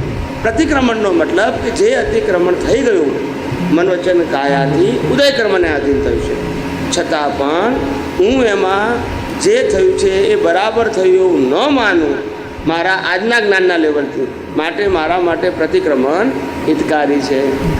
એટલે આ બરાબર નથી તેનો સ્વીકાર કરવું ને જે બરાબર નથી એનો સ્વીકાર કર્યો છે એની માફી માગવું અને માફી માગ્યા પછી ફેરથી આવું ક્યારેય પણ ન કરવાનું દ્રઢ નિશ્ચય કરવું. કારણ કે આ પ્રકારની પ્રકૃતિ એ મને મોક્ષ માર્ગ માટે લાયક અને સહાયક નથી. સમજાય છે ને? એટલે આ પહેલું. એટલે સાહેબ સ્થૂળ અને સૂક્ષ્મ બંને ભેદ અલગ અલગ થયા. સ્થૂળ એટલે પ્રતિક્રમણ, પાપથી પાછા ફરવું છે, અને સૂક્ષ્મ ભેદ થયો એટલે કે જે અતિક્રમણ થયું હોય ત્યાંથી પ્રતિક્રમણ તરફ પાછા ફરવું એમ. બસ. સૂક્ષ્મ દ્રષ્ટિએ એટલે રાઈટ. સ્થૂળ એટલે આવા પ્રકારના દોષોથી ને સૂક્ષ્મ એટલે પ્રત્યાખ્યાનમાં જ દોષ કે ભાઈ મારે આવા સંજોગો ક્યારે પણ ન જોઈએ કારણ કે આ સંજોગે મોક્ષ માર્ગ માટે લાયક કે સહાયક નથી. એટલે સૂક્ષ્મ ગયું. સૂક્ષ્મ. પેલું દોષનું પ્રતિક્રમણ. દોષનું પ્રતિક્રમણ. અને આ ભાવ થયો. ભાવનું પ્રતિક્રમણ. બરાબર. દોષ અને ભાવ એટલે સ્થૂળ અને સૂક્ષ્મ. સૂક્ષ્મ. તો ભગવાને એટલે 6 આવશ્યકમાં 2 આવશ્યક સવાર સાંજના પ્રતિક્રમણ ફરજિયાત બતાવ્યા છે એમ. આ પણ એ દ્રવ્ય પ્રતિક્રમણ છે. દ્રવ્ય. દ્રવ્યની સાથે ભાવ હોય તો કામનું છે. બરોબર. એ રીત ખોટી નથી, રીત સારી છે, બરોબર. પણ રીતમાં ભાવ હોવા જોઈએ. દિવસ દરમિયાન થયેલા પાપોનું રાત્રે પ્રાયશ્ચિત કરવું ને રાતના થયેલા પાપોનું દિવસે સવારે પ્રાયશ્ચિત કરવું. એટલે આ એક પ્રક્રિયા ભગવાને 12 કલાકના ગેપમાં મૂકેલી છે બરોબર. કે જે તમારે બહુ લાંબુ ના જવું પડે. કે 12 કલાકમાં તમારે જે વ્યવહાર થઈ ગયો હોય, ખાસ કરીને જીવતી વ્યક્તિ સાથે એને ખાસ જોઈ લેવું. કારણ કે એ ક્લેમ માંડે, જળ ક્લેમ માંડે નહીં. એટલે ખાસ જીવતી વ્યક્તિનું ખાસ એનાલિસિસ કરી નાખવાનું ને એ પ્રકારની જે પ્રક્રિયા હોય તો એ તમારું પ્રતિક્રમણ યથાર્થ કહેવાય. સમજાય છે? શૂટ ઓન સાઇટ થાય એ તો બેસ્ટ છે, એ તો છે. બેસ્ટ છે, બેસ્ટ છે એકદમ. એમાં ના કહેતા નથી, પણ શૂટ ઓન સાઇટ ના થાય, શું કીધું, ના તો થાય. આવી રીતે દિવસનું રાતે કરવું અને રાતનું સવારે. પણ ધીરે ધીરે જાગૃતિપૂર્વક જો એવું થાય કે સ્થળ ઉપર જ દોષ થઈ ગયો હોય, સમજો કોઈના પર ક્રોધ કર્યો, પછી તરત જ 2 મિનિટ પછી આઈડેન્ટિફાઈ થાય કે આ ક્રોધ તો નહોતો કરવાનો, આ તો રિલેટિવ છે, હું તો રિયલ છું એમ. હા, તો એનાથી પાછા ફરવું, મનોમંથન ને એની તત્વની ચિંતન ને વિચારણા કરવી, તો એ વખતનું ટેમ્પરરી એટલે એ વખતનું સ્પોટ પર પ્રતિક્રમણ થયું ને એમ. હા, એટલે સ્પોટ ઉપર થયેલું પ્રતિક્રમણ સાચું અને સારું છે. હા, સ્પોટ ઉપર ખ્યાલ આવે ને? એટલે જાગૃતિના લેવલે આગળ વધે ને. બધાને સ્પોટ ઉપર પ્રતિક્રમણ કરવાની જે અવેરનેસ જોઈએ, હા, એ જ કહું. બનતું હોય ત્યારે જ ભૂલ તરીકે સ્વીકાર કરવાની ક્ષમતા બધા જ સંજોગોમાં બધાની હોતી નથી. કેટલીક વસ્તુનો સ્વીકાર થાય, કેટલીક વસ્તુનો ના થાય, તો તે વખતે ના થાય પ્રતિક્રમણ. એટલે અજાણતા પણ થઈ ગયું હોય, જાણમાં ના હોય, પોતે જાણતો ના હોય, એને ખબર એનો ખ્યાલ બી ના હોય કે કોઈને હર્ટ કરે છે એમ, એટલે એનું પ્રતિક્રમણ પછી દર 12 કલાકે કરવાનું આવે છે. એટલે એ સામાન્ય ભાવે કરો, સામાન્ય જોઈન કરો એને એક્ઝેક્ટ કહેવાય, Exact. પણ જોયા વગર થતું હોય તો પછી એ સામાન્ય ભાવે કહેવાય. એટલે એને ગ્રોસ કહેવાય પ્રતિક્રમણ. પેલા ઇન્ડિવિડ્યુઅલ કહેવાય અને પેલા ગ્રોસ કહેવાય. એટલે spot ગ્રોસ એટલે ઉપર- આપણને વ્યક્તિગત ખબર નથી. નથી કે શું દોષ થયો છે, બરોબર. પણ આપણે રેન્ડમ સ્વીકાર કરીએ છીએ કે મારાથી આવા દોષો જાણે જાણે થઈ ગયા હોય તો એની માફી માંગુ છું. ખ્યાલ આવી ગયો ને? બરોબર. એવી એટલે એક મિનિટ, ઇનબિલ્ટ જે થઈ જાય છે અને પછી આપણે જે જ્ઞાન દર્શનની ચારણીમાંથી જોતા નથી, એટલે એ પ્રતિક્રમણ ઇનબિલ્ટ તો થઈ જ જાય છે. તો પછી એટલે ત્યાં પ્રતિક્રમણ એટલે જ્ઞાન દર્શનની ચારણીમાંથી એ ઇનબિલ્ટને ક્લીન કરવો. એટલે ક્લીન કરવા માટે 2 વસ્તુ કીધી ને આપણે. એટલે ભોગવટો તો આવશે, ભોગવટો કે કદાચ જે એ વખતનું એ જે તો પરિણામ રૂપે છે. હા, આપણે તો પુરુષાર્થની વાત કરીએ. પુરુષાર્થ. પરિણામમાં તો જે હશે એ જ ઇટ ઇઝ રહેશે, પણ પુરુષાર્થ શું હોવો જોઈએ, તો કે આ કેમ ક્રિયાનું પ્રતિક્રમણ કરીએ છીએ, જે ક્રિયા ઉદય કર્મને આધીન છે એનું કેમ પ્રતિક્રમણ કરીએ છીએ, તો કે છે કે આપણી યોગ્ય દ્રષ્ટિ ગોઠવી નથી. ના યોગ્ય દ્રષ્ટિ નહીં, પરિણામમાં તો દ્રષ્ટિનો સવાલ જ ક્યાં છે, પરિણામ એ એટલે પછી result. તરત જ પણ તમારી જે જ્ઞાનની જાગૃતિ છે એ આજે પ્રકૃતિને પરમાત્માને છૂટા જોવાની ક્ષમતા ધરાવતી નથી. એ છૂટા જોતા હોય તો તમારે આ સ્થૂળ ક્રિયાનું પ્રતિક્રમણ જરૂરી નથી, ખાલી ભાવ પ્રતિક્રમણ જોઈએ કે ભગવાન આ જે બની ગયું એવા સંજોગો મારે ચૂકના હોવા ઘટે, પણ કારણ at a કે time- મોક્ષ માન ઘટે લાયક અને સહાયક નહીં, તો એ ભાવ પ્રતિક્રમણ કરવું પડે. એટ એ પણ ટાઈમ દ્રવ્ય છૂટા પણ પ્રતિ- રહેવાય અને એટ એ ટાઈમ ઇનબિલ્ટ પણ ડિલિવર થાય, એવું 2 વસ્તુ એટ એ ટાઈમ. એટલા માટે આ 2 પ્રતિક્રમણ સ્થૂળ અને સૂક્ષ્મ 2 કીધા. સમજાય છે? જેને જેને જ્ઞાનની જાગૃતિ હોય એને સૂક્ષ્મ પ્રતિક્રમણ હોય, એટલે ભાવ પ્રતિક્રમણ હોય કે જે એને બહાર સાથકી લેવા દેવા ના હોય. પણ જેને જ્ઞાનની જાગૃતિ નથી વિશેષ પ્રકારની, સામાન્ય છે એની પાસે નોલેજ રૂપે, પણ વર્તતી નથી એને અવેરનેસ, પણ એ પછી વર્ક ના કરે, એ પછી એ વર્ક એ રીતનું આપે. હા, પણ એ આપે, પણ મેં શું કીધું, કોઈ પણ વસ્તુમાં આટલું ધ્યાન રાખવાનું, કોઝ એન્ડ ઇફેક્ટ. શું ધ્યાન રાખવાનું? Cause and effect. ડૉક્ટરે તમને કીધું કે આ દવાથી તાવ મટી જાય, હા બોલજો બરાબર, આ દવાથી તાવ મટી જાય, એ ડૉક્ટરનો એક્સપિરિયન્સ છે, અને તાવ છે એ પણ એમ નિદાન એમને કર્યું, અને આ દવા એ પણ એમનું નિદાન છે. બરાબર છે? દવાની એવી ક્વોલિટી છે કે તમારો તાવ મટાડી દે. હવે તમે દવા લીધી એટલે તાવ મટી ના જાય, પણ મટવાની પ્રોસેસ શરૂ થાય. હવે એનો ટાઈમ તો લાગે છે. સમજાય છે? એવું આ અહીંયા છે. સમજાય છે? એમ જ્ઞાની પુરુષે જ્ઞાન તો આપ્યું, બરાબર છે. હવે એ જ્ઞાન આપણને જ્યારે અનુભવ સિદ્ધ થઈ જાય ત્યારે તો સહજ થઈ જાય કે છૂટાપણું રહે છે, કે આ પ્રકૃતિનો સ્વભાવ છે, આ મારો સ્વભાવ છે, આ વ્યવસ્થિતને આધીન છે, હું સ્વતંત્ર છું, છૂટું પડી જાય. એ વખતે આ દ્રવ્ય પ્રતિક્રમણની જરૂર નથી, પછી ભાવ પ્રતિક્રમણ હોય કે આવા સંજોગો મારે ના જોઈએ. કેમ? કારણ કે મોક્ષ માર્ગની લાયક અને સહાયક નથી. પછી પ્રકૃતિને ગમતા પણ હોય અથવા ના પણ ગમતા હોય, પણ મારા મોક્ષ માર્ગ માટે હેલ્પફુલ નથી. બસ ખાલી એટલું જ. પછી કયા ઇન્ટેન્શનથી કયું રૂટ એ બધું પછી ડિટેલિંગ પછી જરૂર કરવાની નથી. પણ શરૂઆતની સ્ટેજમાં અથવા વિકાસના તબક્કામાં સ્થૂળ અને સૂક્ષ્મ 2 જરૂર છે. સમજાય છે? બસ. જાગૃતિના માર્ગ ઉપર જે મહાત્માઓ ચાલી રહ્યા છે, કે હું મારી વાત કરું તો મારે તો નિશ્ચયના જ પ્રતિક્રમણ ઉપર ફોકસ હોવું જોઈએ ને. હવે ના, એ આપણને કેવી જાગૃતિ વર્તી છે ઉદય કર્મમાં એના ઉપર આધાર છે. એટલે ઉદય કર્મના સંજોગોમાં મારા આજ્ઞા ધર્મનું પાલન થયું નથી. છૂટાપણું થયું હોય તો પછી તમારે એક જ કરવું પડે. નહીં, સંજોગ બન્યો અને એ ટાઈમે મારા આજ્ઞા ધર્મના પાલનમાં હું નથી અને એ સંજોગ પૂરું થયા પછી તરત મને ક્લિક થઈ ગયું કે આખો સંજોગ જે બન્યો એ આજ્ઞા ધર્મના પાલનમાં હું નહોતો. બરાબર, તો મારે નિશ્ચયનું પ્રતિક્રમણ કરવાનું કે દ્રવ્ય પ્રતિક્રમણ કરવાનું, એ આખા સંજોગમાં જે ક્રિયા બની એને યાદ કરીને પ્રોસેસ કરવાનું, કે મારે આ જે આજ્ઞા ધર્મ હું ચૂકાઈ ગયો છું એ નિશ્ચયના પ્રતિક્રમણ ઉપર મારું ફોકસ હોવું જોઈએ. કહું આપણે આ કોઈ પણ પ્રકારની અવસ્થા વ્યક્ત થાય અને પછી એની બિગિનિંગ પછી એન્ડ થાય, આ આખી પ્રક્રિયા અવસ્થાની પતી ગઈ.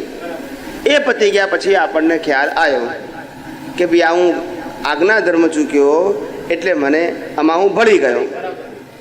બરાબર છે. હવે આ આજ્ઞા ધર્મની દ્રષ્ટિને આધારે ભળી ગયું થયું તે વખતે ખાસ ધ્યાન રાખવાનું કે આજ્ઞા ધર્મની દ્રષ્ટિ એ છૂટા પડવાની પ્રક્રિયા છે. શું છે એ પ્રક્રિયા? એને ભેદ વિજ્ઞાન કહેવાય. બરાબર. શું કહેવાય? ભેદ વિજ્ઞાન. આ ભેદ વિજ્ઞાન છેલ્લામાં છેલ્લો પુરુષાર્થ નથી.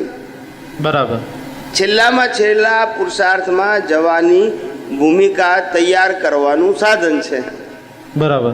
એટલે દાદા ભગવાનને પણ છેલ્લે કહેવું પડ્યું કે અમારી 5 આજ્ઞાથી કેવળ જ્ઞાન કે મોક્ષ નહીં થાય, પણ પુણ્યાનુબંધી પુણ્ય બંધાશે. નહીં તો આ શબ્દ ના વાપરે, કેવળ જ્ઞાન કે મોક્ષ જ બોલી જાય. સમજાય છે? 5 આજ્ઞાના પુરુષાર્થી શું બોલ્યા? એ 5 આજ્ઞા નહીં પાળવાના પુરુષાર્થી નથી બોલ્યા. 5 આજ્ઞા પાળવાના પુરુષાર્થી તમને પુણ્યાનુબંધી પુણ્ય બંધાશે. સમજાય છે? એટલે પુરુષાર્થનો માર્ગ છે. એટલે ત્યાં આપણને આ જે છૂટું રહેવાની પ્રક્રિયા છે એ છૂટા રહેવાની પ્રક્રિયામાં છીએ આપણે અત્યારે. વેદ વિજ્ઞાન જે દ્રષ્ટિથી પ્રાપ્ત થયું એ વેદ વિજ્ઞાનનો ઉપયોગ કરીએ છીએ અવસ્થામાં. હવે આ જ્યારે તમને આત્મસાત થઈ જાય ત્યારે આ ભેદ વિજ્ઞાન સહજ રહે, પછી પુરુષાર્થ રૂપે ના હોય. કોઈ પણ વસ્તુમાં સહજ બોલું એટલે પછી એ પુરુષાર્થ હોય નહીં, એ તમને સિદ્ધ થઈ ગયું. શું થઈ ગયું? એ સહજ હોય પણ પેલું જે ઇનબિલ્ટ બહાર આવ્યું એ પાછું વ્યવસ્થિતના આધારે ગમે વ્યવસ્થિતમાં હોય પણ તમારું જ્ઞાન સહજ થઈ ગયું એટલે તમારે બાહ્ય પ્રતિક્રમણ ના હોય, જ્ઞાનના પ્રતિક્રમણ હોય. સમજાય છે? એટલે આ જ્ઞાનના પ્રતિક્રમણ એ જ નિશ્ચયના પ્રતિક્રમણ. એ જ નિશ્ચયના પ્રતિક્રમણ. એ નિશ્ચયના એટલે નિશ્ચય હેતુવાળા છે એ નિશ્ચયના, અને પેલા સ્થૂળ ક્રિયાના પ્રતિક્રમણ છે. રાગ દ્વેષ કે ક્રોધ માન માયાલોભના પ્રતિક્રમણ છે. સમજાય છે? અને પેલું આત્મા હેતુના છે. પેલા ક્રિયા જે દ્રવ્ય ક્રિયાનું પ્રતિક્રમણ છે એ ભોગવટાના પ્રતિક્રમણ છે. બરોબર. કે આવો ભોગવટો ના આવે એટલા સંદર્ભમાં. બરોબર. અથવા આવો ભોગવટો આપણા નિમિત્તે સામે આવવાને અનુભવ પડ્યો એવો સંજોગ ફેરથી ના આવે, આપણે કોઈ દુઃખ ના આપવું પડે એવો પણ એટલા માટેના પ્રતિક્રમણ છે. અને પેલું આત્મજ્ઞાનની જાગૃતિમાં રહીએ એના માટે સૂક્ષ્મ પ્રતિક્રમણ છે. એટલે દ્રવ્ય પ્રતિક્રમણથી જવાનું છે તો ભાવ પ્રતિક્રમણમાં સવાલ જ નથી. દ્રવ્યમાંથી ભાવમાં ના જાઓ તો આધ્યાત્મ માર્ગે પ્રગતિ ના થાય, પુણ્ય બંધાય. એટલે દ્રવ્યનો પ્રતિક્રમણ કરતી વખતે દ્રવ્ય પ્રતિક્રમણ કરતી વખતે તમે ઉપયોગ સ્થિર રાખી અને દ્રષ્ટિ અંદર રાખીને સાથે ભાવ ભેળવીને પ્રતિક્રમણ કરો તો લાભ થાય એનો. થાય? કરી શકાય. તો એનો જે નિશ્ચયિક લાભ છે એ લાભ થાય એમ થાય ને, ચોક્કસ. એટલે દોષોનો નાશ થાય અને નવું બીજ પડે. અત્યારે આપણે દ્રવ્ય અને ભાવ બે કરવાનું જ છે. બે કરવાનું છે બધાએ. સમજાય છે? બરોબર. બધાએ બે જ કરવાનું છે. જ્યાં સુધી આપણને પ્રકૃતિ અને પરમાત્માનું છૂટાપણાની જે દ્રષ્ટિ છે એ જ્યાં સુધી ડેવલપ થાય નહીં, આપણી પોતાની દ્રષ્ટિ, બરોબર, સમજણ નહીં, દ્રષ્ટિ એટલે પરિપક્વતા. સમજાય છે? એ ડેવલપ ના થાય ત્યાં સુધી આપણે બે પ્રકારના પ્રતિક્રમણ હોય, દ્રવ્ય અને ભાવ. દ્રવ્ય એને ક્રિયા સાથે સંકળાયેલું છે અને ભાવને આશય સાથે સંકળાયેલું છે. શું છે? દ્રવ્યને ક્રિયા સાથે સ્થૂળ અને ભાવ આશય સાથે. કે ભાઈ આ ભાવ પ્રતિક્રમણ શું? કે મારો આશય શું છે? તો કે મોક્ષે જવું, અને મોક્ષે જવામાં આ પ્રકારના ઉદયો મારે જરૂરિયાત નથી. પછી એ ગમતો પણ કેમ ના હોય પ્રકૃતિને, પણ મારે જરૂરિયાત નથી કારણ કે મને હેલ્પફુલ નથી એના માટે. સમજાય છે? એટલે બંને હોય, રાગના કે દ્વેષના બંનેમાં આ પ્રયોગ હોય આપણો. સતત કરો તો સરસ થાય એમ. સતતનો મતલબ લેબર નથી એ ના લેબર નહીં એટલે અવેરનેસ છે, હાઈ લેવલની અવેરનેસ, જાગૃતિની વાત છે. પ્રતિક્રમણ થઈ જાય એનાથી. હમ. એ જેમ જેમ તમે આ પ્રયોગમાં પાવરફુલ થાવ એમ તમારાથી પ્રતિક્રમણ થઈ જાય. શું છે? થઈ જાય. મને પ્રતિક્રમણમાં પાવરફુલ ના થાવ, હમ. પ્રયોગમાં પાવરફુલ ના થાવ તો પ્રતિક્રમણ કરતા કરતા તો તમારે વારંવાર એફર્ટ કરવા પડે. શું કરવા પડે? એફર્ટ કરવો પડે. એટલે એફર્ટ કરવામાં મારું બધું મન થાકી જાય, પાછું લાવવું પડે, પાછું થાકી જાય, પાછું લાવવું પડે. કારણ કે હંમેશા એક જ વસ્તુ છે કે કોઈ પણ પ્રકારની ક્રિયા પ્રકૃતિને કરવી ગમતી નથી, એને સ્વભાવથી એને કરવી પડે છે. એટલે એ સનાતન સિદ્ધાંતનો જ જ્યાં ભંગ થાય છે ત્યાં જ એ વસ્તુ આવીને ઊભી રહે છે. એટલે ક્રિયાનો પુરુષાર્થ એ સનાતન સત્ય ના હોઈ શકે પણ સહાયક હોઈ શકે. શું હોઈ શકે? સનાતન સત્ય ના હોઈ શકે પણ સહાયક હોઈ શકે. એવી રીતે સહાયક તરીકે આ દ્રવ્ય પ્રતિક્રમણ કામ કરે છે. સમજાય છે ને? અને ભાવ પ્રતિક્રમણ એટલે સનાતન સિદ્ધાંત હજી એ પેલા 360 ડિગ્રીએ બેઠા નથી સમજણમાં, હા. એટલે એ થાય. અને જ્યાં જેમ આમ કરતાં કરતાં એક સ્ટેપ ઉપર ચડીને છેલ્લે એ પેલું આખું સમગ્રતાનું જ્યારે વિઝન આવી જશે ત્યારે સહજ એ થઈ પેલું કેવળ દર્શનનું બીજ પૂરું થશે. સહજ થઈ જાય. પછી સહજ થઈ જાય. એને કોઈ પણ પ્રકારનો પુરુષાર્થ ના કરવો પડે. એ પુરુષાર્થ બોલીએ તો પણ એ પુરુષાર્થ એનાથી થઈ જાય. એને કરવો ના પડે. એટલે સહજ અવસ્થા ટૂંકમાં હોય. ભગવાનને એમ કે આ રિલેટિવ, આ રિયલ, આ વ્યવસ્થિત એવું ગોઠવ કરવું ના પડે, છૂટું ના પાડવું પડે. એમને વર્તે બધું. શું છે? વર્તે. પછી આગળ સંવત્સરી એટલે શું? તે દિવસે સાંવત્સરિક સમાપના કરવામાં આવે છે. તે શા માટે ને તે સમજાવવા કૃપા કરશો. સાંવત્સરિક એટલે વાર્ષિક. શું કહેવાય? કેટલાક દોષો એવા હોય કે જે આપણે ઓન ધ સ્પોટ સ્વીકારી લઈએ. બરોબર. સામાન્ય દોષો. હમ. સમજાય છે? આપણને બી ખ્યાલ આવે કે આ આપણી ભૂલ થઈ, સ્વીકાર લઈએ અને ત્યાં ભલે માફી ના માગીએ પણ એક્સેપ્ટ કરી લઈએ અને આપણો એપ્રોચ માફીવાળો હોય. કેવો હોય? બરોબર. વર્ડ ભલે આમ પ્રોસેસ આવી ના હોય, મિકેનિકલ પ્રોસેસ, પણ આપણી અવેરનેસ હોય ત્યાં આપણેથી ખોટું થઈ ગયું, આવું ના કરવું જોઈએ. સમજાય છે? તો એ પ્રતિક્રમણ ત્યાં થઈ ગયું. એનાથી થોડા ભારે સંજોગો હતા તો એના પ્રતિક્રમણ એ વખતે ના થયા, થોડા સમય પછી થયા. એનાથી ભારે સંજોગો હતા, એને પ્રતિક્રમણ કરવા માટે ઓર સમય માંગ્યો, વધારે સમય લીધો. એનાથી ભારે સંજોગ હતા તો એને વધારે 4-6 મહિના પણ 8 મહિના માગે. એને ડાયજેસ્ટ કરવા માટે, પોતાની ભૂલનો એક્સેપ્ટ કરવા માટે. સામાન્ય રીતે દરેક જીવને પોતાની પ્રકૃતિ ભૂલવાળી છે એવો જલ્દી સ્વીકાર થાય નહીં. સમજાય છે? કારણ કે ભૂલનો સ્વીકાર નહીં થવાનું કારણ શું છે? પ્રકૃતિનો પક્ષ જે આપણા પ્રકૃતિનો જે પક્ષ છે ને એ પ્રકૃતિનો પક્ષથી આપણે સંપૂર્ણ મુક્ત થયા, સમજણમાં થયા છે, અનુભવમાં થયા નથી. એટલે પક્ષ રહે છે. આ મન વચન કાયા કંઈ પણ કરતું હોય અથવા એની વર્તણૂક કંઈ પણ હોય તો દરેકને એવું જ લાગે કે મારા મન વચન કાયા જે વર્તે છે બરાબર છે, સામેવાળાના બરાબર નથી. શું લાગે? સામેવાળાને બરાબર. પણ એને ખ્યાલ ના આવે આ મન વચન કાયા છે એ સામેવાળું છે. પરમાત્મા છે દેખાતું નથી. એ જાગૃતિ આવે વાર લાગે એને. ભલે રિલેટિવ રિયલ બોલે ખરો, સમજે ખરો બુદ્ધિથી, પણ એને અવેરનેસમાં ના આવે, બહુ વાર લાગે એને. આ મન વચન કાયા, બીજાના મન વચન કાયા પારકા દેખાય પણ આ મન વચન કાયા એ પારકા છે એવું ના દેખાય. એટલે એ દ્રષ્ટિથી જુદા ના પડે. એ તો મોટી ભૂલ થાય સાહેબ. એટલે એ વાર લાગે. એટલા માટે તો આ પુરુષાર્થ છે ને, પુરુષાર્થ એટલા માટે છે. બરોબર. થઈ જાય તો કામ પતી ગયું ને. એટલે એટલા માટે આ પુરુષાર્થનો માર્ગ આપ્યો છે. પુરુષાર્થનો માર્ગ એટલે શું કે ભાઈ આ 20 ફૂટના વ્યાસવાળું એક ઝાડ છે જેનો ગોળાર્ધ 20 ફૂટનો છે. 20 ફૂટ. હવે આપણે ઝાડનું જે થડ છે એને વચ્ચેથી કાપવું છે. શું કરવું છે? વચ્ચેથી કાપવું છે. એટલે બધી મોટી કરવતી લઈ આવ્યા. શું લઈ આવ્યા? કરવતી મોટી જોઈએ ને પાછી.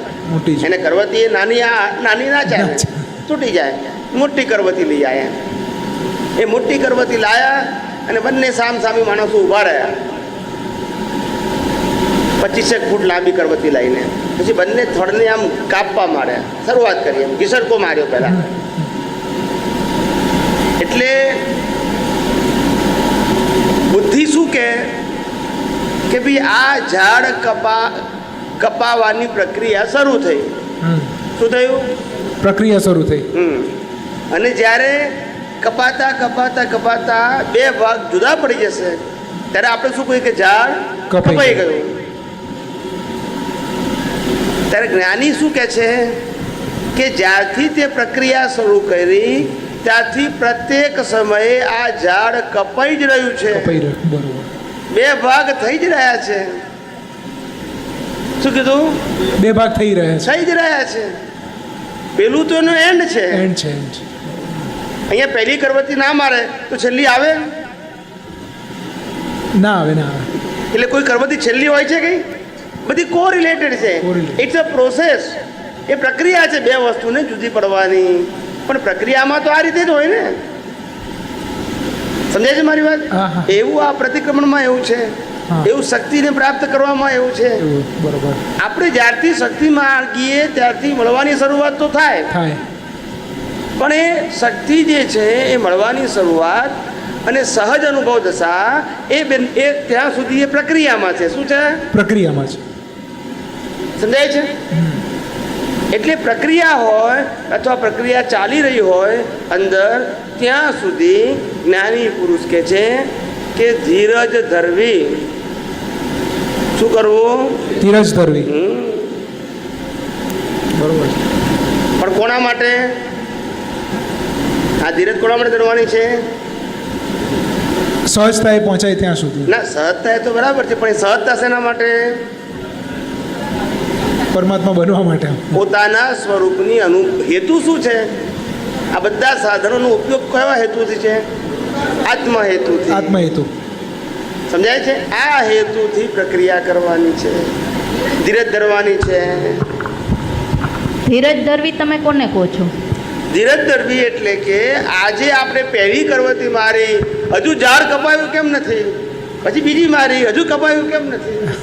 અરે પણ એ પ્રક્રિયા છે. શું છે?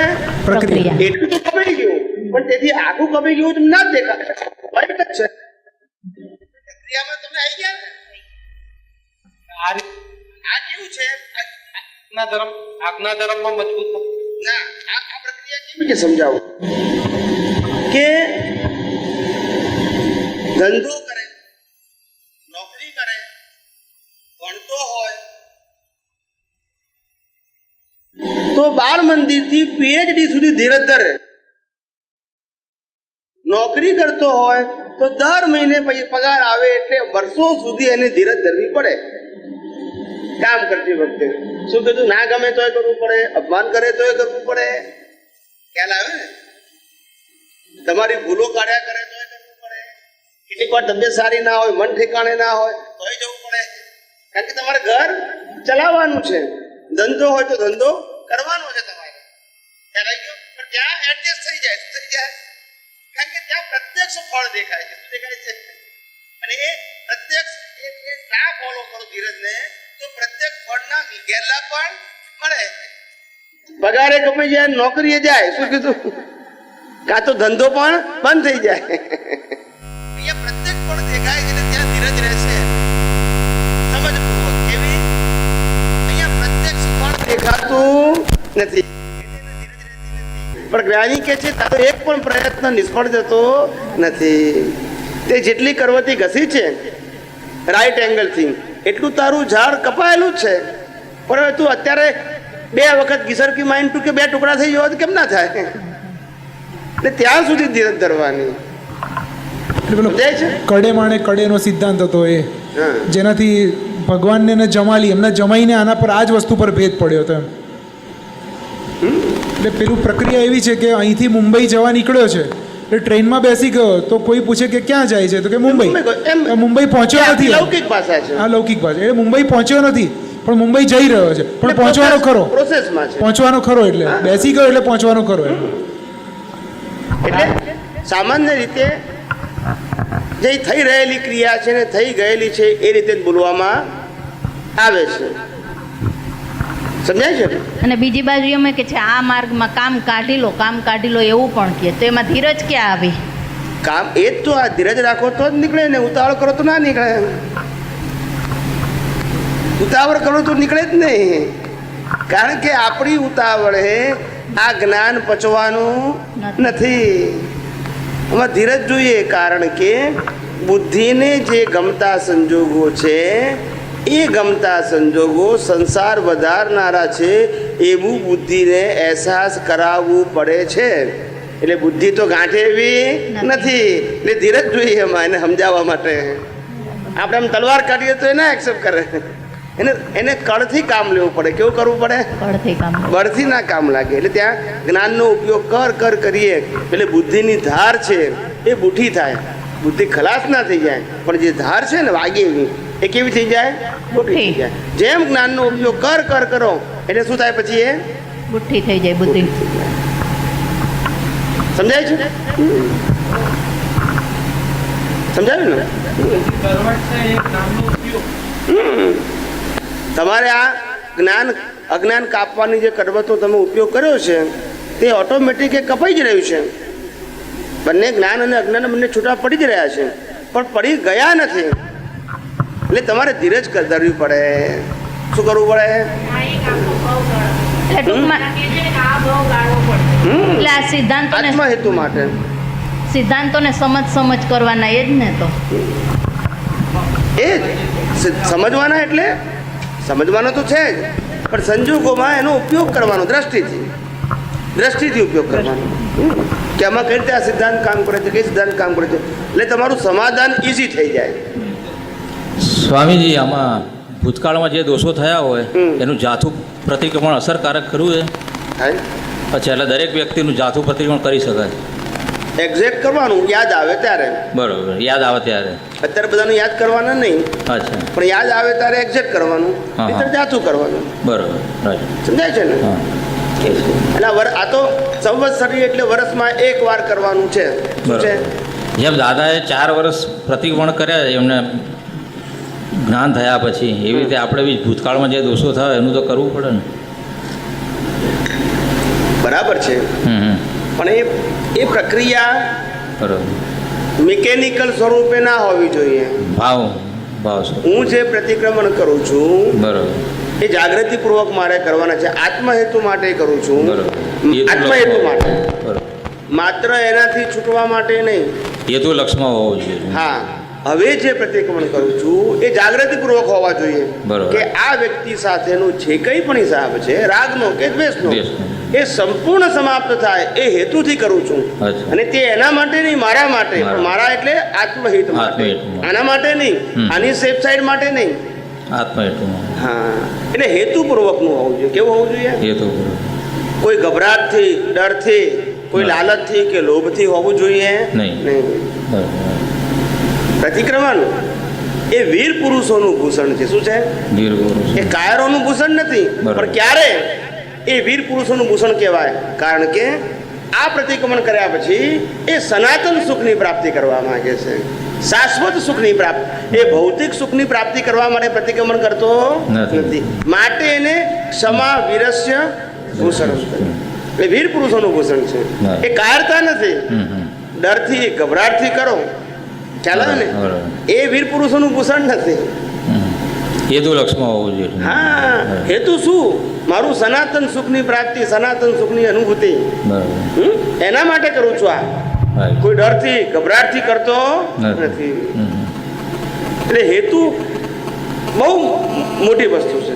આધ્યાત્મ માર્ગમાં ઇન્ટેન્શન ચૂકી ગયા પછી ગમે એટલી ક્રિયા કરો તે બધું રિલેટિવ સત્યમાં જાય. શું જાય? એટલે એનાથી ફળ તો મળે, નકામું ના જાય, પણ એ ફળ સંસાર હેતુ વાળું થાય, પુણ્ય બંધાય.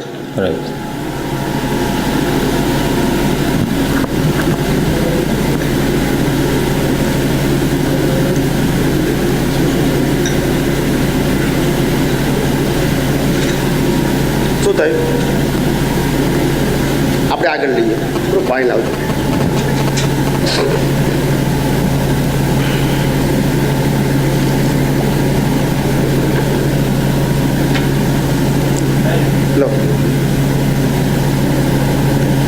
પ્રશ્ન નંબર 3, સંવત્સરી પ્રતિક્રમણનું મહત્વ વિસ્તારથી સમજો. સંવત્સરી એટલે આ વર્ષમાં જે પ્રતિક્રમણ નથી થયા એ થઈ જાય એ એનો મૂળ આશય હતો.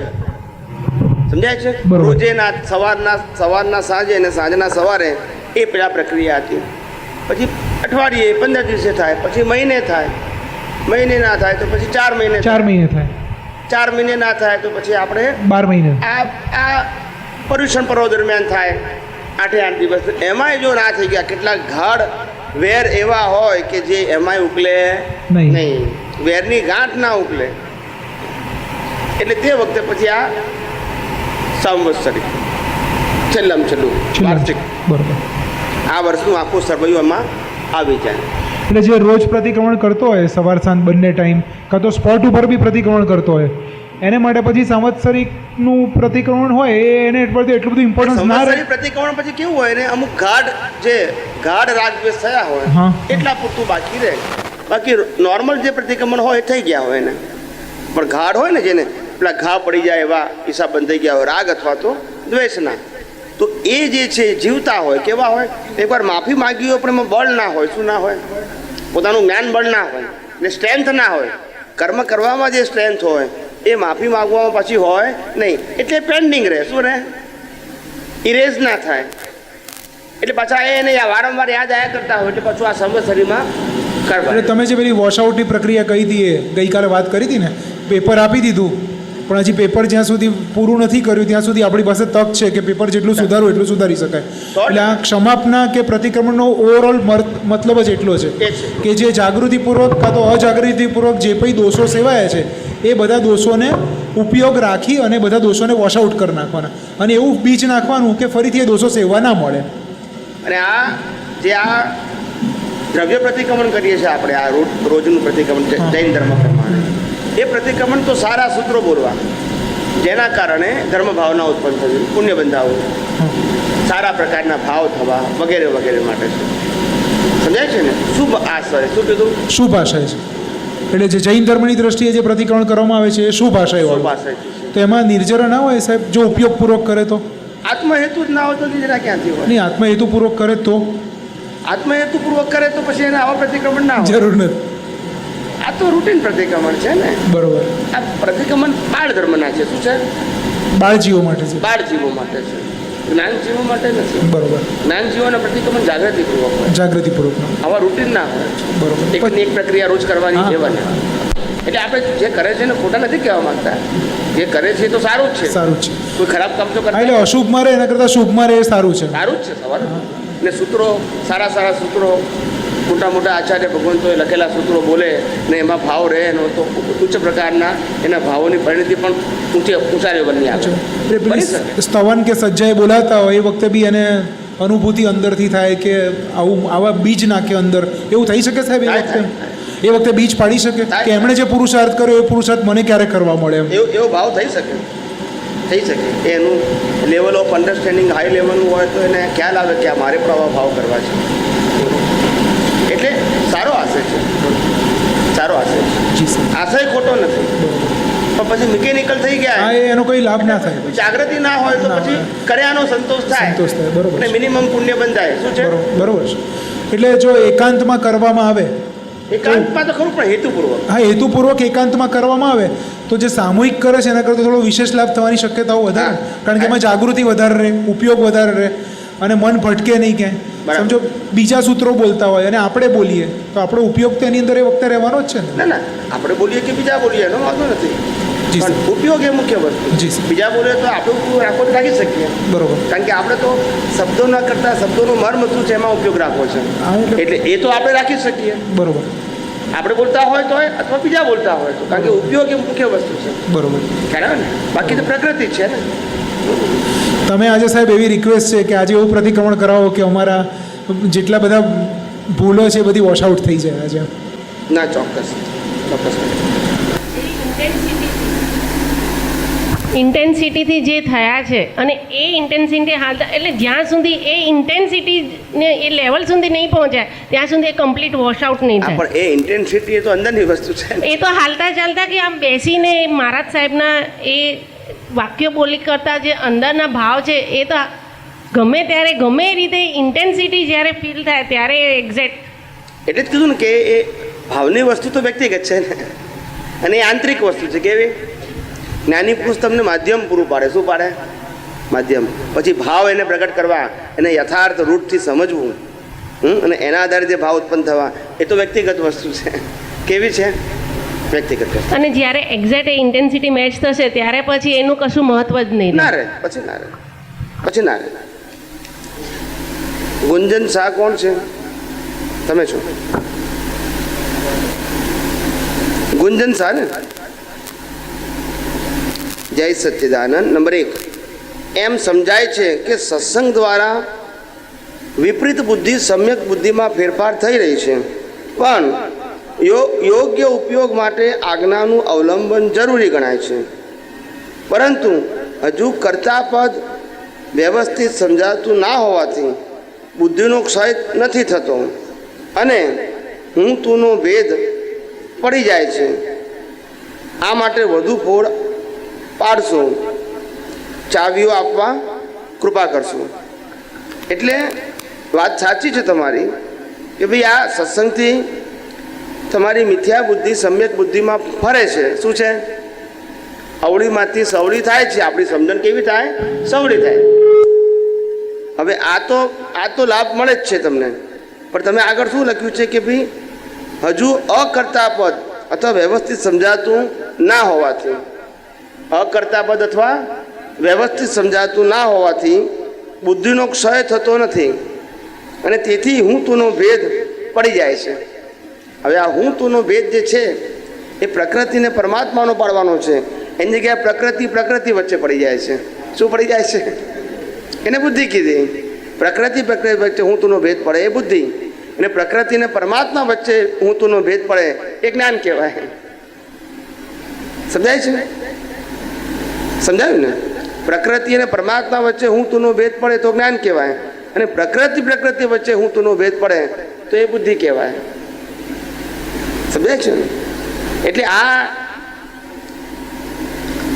જ્યારે આપણી દ્રષ્ટિમાં જે ભેદ વિજ્ઞાનની જે દ્રષ્ટિ છે, કઈ દ્રષ્ટિ? કે જે પ્રકૃતિને પરમાત્માને ગુણધર્મે કરીને છૂટા પાડે છે, એ જ્ઞાની પુરુષનો પ્રયોગ છે. શું છે? એ પ્રયોગમાં તમને છૂટા પાડે છે. શું કરે છે? બેઝિક ફંડામેન્ટલ સૈદ્ધાંતિક. અને પછી એ ફંડામેન્ટલ છૂટા પાડ્યા પછી તમે જે કંઈ પ્રક્રિયા જીવનમાં ઉદયકર્મને આધીન કરો છો એમાં એ ફંડામેન્ટલ સિદ્ધાંતોની અવેરનેસ રહે તો તમને છૂટાપણું ધીમે ધીમે ગાઢ થવા માંડે, સ્ટ્રોંગ થવા માંડે. છૂટા તો છો જ, છૂટાપણું તમે અનુભવો. સમજાય છે? પણ એવું લાગે કે વ્યવસ્થિત નહીં સમજાવવાથી આ જે છૂટાપણું છે ને એ જે યથાર્થ રહેવું જોઈએ ને નથી રહેતું. કારણ કે આપણે વ્યવસ્થિત એટલે શું? વ્યવસ્થિતનો મતલબ આ જે જગત જે ચાલે છે એ વ્યવસ્થિતને આધીન ચાલે છે. એને આપણે કીધું કે આ જગત કુદરતી કાનૂનને આધારે ચાલે છે. કોઈ વ્યક્તિ આ જગતમાં સ્વતંત્ર નથી, કર્મસત્તાને આધીન. અને કર્મસત્તાનો આજે કંટ્રોલ કોના ઉપર છે? કર્મ બાંધ્યા પછી કુદરત પાસે છે, જેને આપણે બીજું નામ શું કીધું? વ્યવસ્થિત શક્તિ. સમજાય છે ને? એટલે એ આપણને દ્રષ્ટિમાં ફિટ થવું જોઈએ. સમજાય છે? અને એ ફિટ થશે તો તમને એનો ઉપયોગ કરવો ઇઝી થઈ જશે. આખી સાયકલ આપણને યથાર્થ પહેલાં સમજાવવી જોઈએ, અને સમજાયા પછી એ જે સૈદ્ધાંતિક સમજણ પડી છે એનો અવસ્થામાં ઉપયોગ કરવો પડે. શું કરવું પડે? એટલે આપણું જે જ્ઞાન છે એ કેવું થાય? પરિપક્વ થાય. સમજાય છે? બસ. ક્રિયાઓ જે ચાલતી હોય આપણે વ્યવહારમાં આપણી પોતાની કે કોઈની જોડે, એ વખતે તો જે બિલીફ છે એમાં એવું જ હોય કે હું કરું છું કે એ કરે છે. એટલે જે એટલે એ બિલીફના લીધે જે છૂટાપણું કે રહેવું જોઈએ ભેદ દ્રષ્ટિ એ જતી રહે. એટલે એ જે લેવલે આવવું જોઈએ કે ના એક એકચ્યુઅલ થતું હોય ત્યારે વ્યવસ્થિતના અધીન છે, એ પ્રેક્ટિકલી ડિફિકલ્ટ પડી રહે છે. એટલે આમાં શું થાય? એટલે જ્યારે આપણી યથાર્થ દ્રષ્ટિ પરિપક્વ થાય, જ્ઞાને કરીને દ્રષ્ટિ કહું છું, ત્યાર પછી સેકન્ડ સ્ટેપ એનો ઉપયોગ આવે. એટલે આપણી દ્રષ્ટિ જે છે એ દ્રષ્ટિ આ રિલેટિવ રિયલ અથવા તો રિલેટિવનો જે કર્તા ભાગ છે એ કોના આધીન છે એ અંદર ફિટ થઈ જાય સૈદ્ધાંતિક, ત્યાર પછી એનો ઉપયોગ શરૂ થાય યથાર્થ. અને જેમ જેમ ઉપયોગ તમે યથાર્થ કરશો એમ તમારું આ ભેદ વિજ્ઞાનનું જ્ઞાન, તમારું પોતાનું અનુભવ જ્ઞાન મજબૂત થશે. અને જેમ મજબૂત થશે એમ તમારો ઉપયોગ પણ પાવરફુલ થશે. જેમ માણસ પાસે 500 રૂપિયા હોય તો એક બજારમાં જાય, એની સ્ટ્રેન્થ કેટલી કહેવાય ખરીદવાની? 500 રૂપિયાની. જે 5000 રૂપિયા લઈને જાય એની, જે 5 લાખ જઈને જાય એની 5 લાખની થાય. એમ તમારું જ્ઞાન જેમ વર્ધમાન થાય એમ તમારી સ્ટ્રેન્થ શું થઈ જાય? આ જગતના સંજોગોને ફેસ કરવાની વધતી જાય. સંજોગો તો જે લઈને આવ્યા છો તે જ આવવાના છે, પણ તમારી જે કેપિટલ છે અનુભવ જ્ઞાનની એ વર્ધમાન થાય છે. એટલે હવે તમારે ફેસ કરવાના સંજોગો આવશે ત્યારે આ વર્ધમાન થયેલું સ્ટ્રોંગ જ્ઞાન એ આસાનીથી વર્તશે. તમારે પહેલાં જે એફર્ટ કરવો પડતો હતો એટલો પ્રયત્ન કરવો નહીં પડે. સમજાય છે? અને આપણે હમણાં જે વાત થઈ ડેવલપમેન્ટની, તો આપણે જે નિયતિના પ્રવાહમાં જે લેવલે હોઈએ એ જ્ઞાન મળે તો પણ અમુકથી વધારે તો આપણે ડેવલપમેન્ટ ના કરી શકીએ ને. કારણ કે આપણું ડેવલપમેન્ટ ભલે પુરુષાર્થ આપણો ગમે તે હોય પણ અમુક 10-15% અપડાઉનથી વધારે તો આપણે જ્યાં સુધી ડેવલપમેન્ટ ના પહોંચે. કહું હંમેશા પોતે વ્યક્તિ પોતાના ડેવલપમેન્ટના રેન્જમાં પુરુષાર્થ કરી શકે, નંબર 1. અને નંબર 2, ડેવલપમેન્ટથી એક સ્ટેપ આગળનું એને દેખાય. કોઈ પણ જીવને જે સ્ટેપમાં હોય એ સ્ટેપથી આગળનું એને દેખાય, ફોરકાસ્ટ થાય. હવે પુરુષાર્થ કરવો કે નહીં એ પછીની વસ્તુ, પણ કુદરત બતાવે શું કર્યું આગલું સ્ટેપ. જે માઇલે ઊભો હોય ને એના પછીનું 1 માઇલ હોય એનું એને દર્શન બતાવે. સમજણમાં તો 360 એક સ્ટેપ આગળ બતાડે છે, પણ સમજણમાં તો સમગ્ર આવે છે ને. ના ના ના, ડેવલપમેન્ટ લઈને આવ્યો છે એ તો એને સમજણમાં છે, કારણ કે લઈને આવ્યો છે. એ રેડિયસ તો એની 1 થી 5 ધોરણમાં પાસ થયો છે, એટલે 1 થી 5 ધોરણની જ્ઞાન તો એની પાસે છે જ.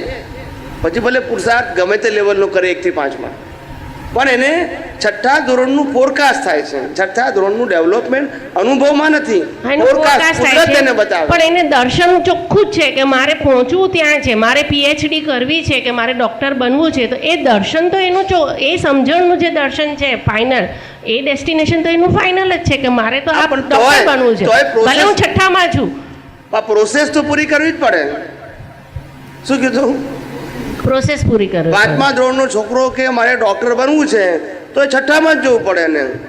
MBBSમાં ના બેહાડે એને, પછી 6થામાંથી 7મામાં જ જવું પડે. અરે મારે ડૉક્ટર બનવું છે ને, બોલો કે મારે એન્જિનિયર બનવું છે તો એ ક્લાસમાં. એટલે પછી એ ખાલી લક્ષ્ય એકદમ ફાઇન મજબૂત નિશ્ચય નહીં. પ્રોસેસનો મતલબ થાય પ્રોસેસ પાસ કરવી, બેઝિક પ્રોસેસ. આપણે ધારો કે 16 દાખલો આપીએ કે 12મા ધોરણની અત્યારે પ્રોસેસ છે એ છોકરાઓને બેઝિક જ્ઞાન આપે છે. પછી ફેકલ્ટી પછી બદલાય, અથવા તો 10માની વાત કરીએ, 10મા સુધીનું જે જ્ઞાન છે ધોરણનું એ બેઝિક છે. પછી તમારે ચાર્ટર એકાઉન્ટ બનવું હોય, ડૉક્ટર બનવું હોય, વકીલ બનવું હોય, અભિનેતા બનવું હોય, નેતા બનવું હોય, બિઝનેસ કરવું હોય, બધા માટે 1 થી 10ની પ્રોસેસ તો કોમન જ છે કે આટલું તમારે બેઝિક જોઈએ જ. પછી બધી ફેકલ્ટી બદલાય પછી. સમજાય છે?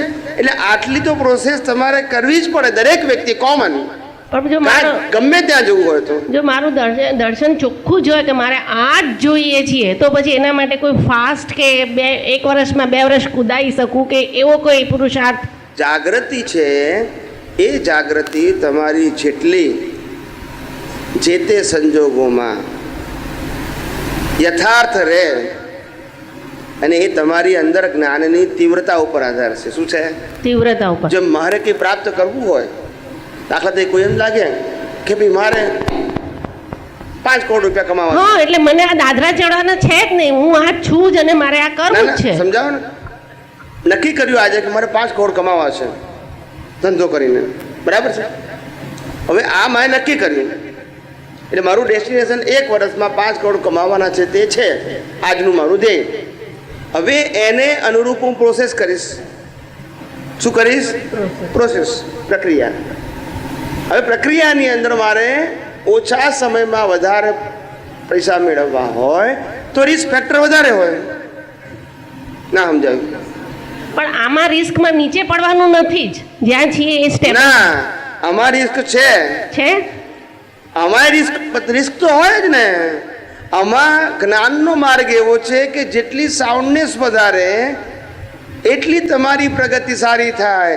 જમ્પ મારવા જાઓ, આજે જ્ઞાની પુરુષ દાદા ભગવાન આપણને 12મા ગુંઠાળે બેઠી દીધા, બરાબર છે. ક્રમિક માર્ગમાં તો કોઈ હોય નહીં, આપણને બેસાડી દીધા, પણ એ જમ્પ છે. શું છે? જમ્પ. હવે આપણે વ્યવહારથી બાકી રહી પ્રક્રિયા. જો નિશ્ચય વ્યવહાર 2 થી હોય તો 3 અવતારે મોક્ષ. પણ આપણે શું કર્યો છે? જમ્પ છે. એટલે આપણી પ્રક્રિયા બાકી છે, એને માઇનસ કરવાની. આપણે જ્ઞાન તરીકે સ્વીકાર્યું છે, પણ છે અજ્ઞાન.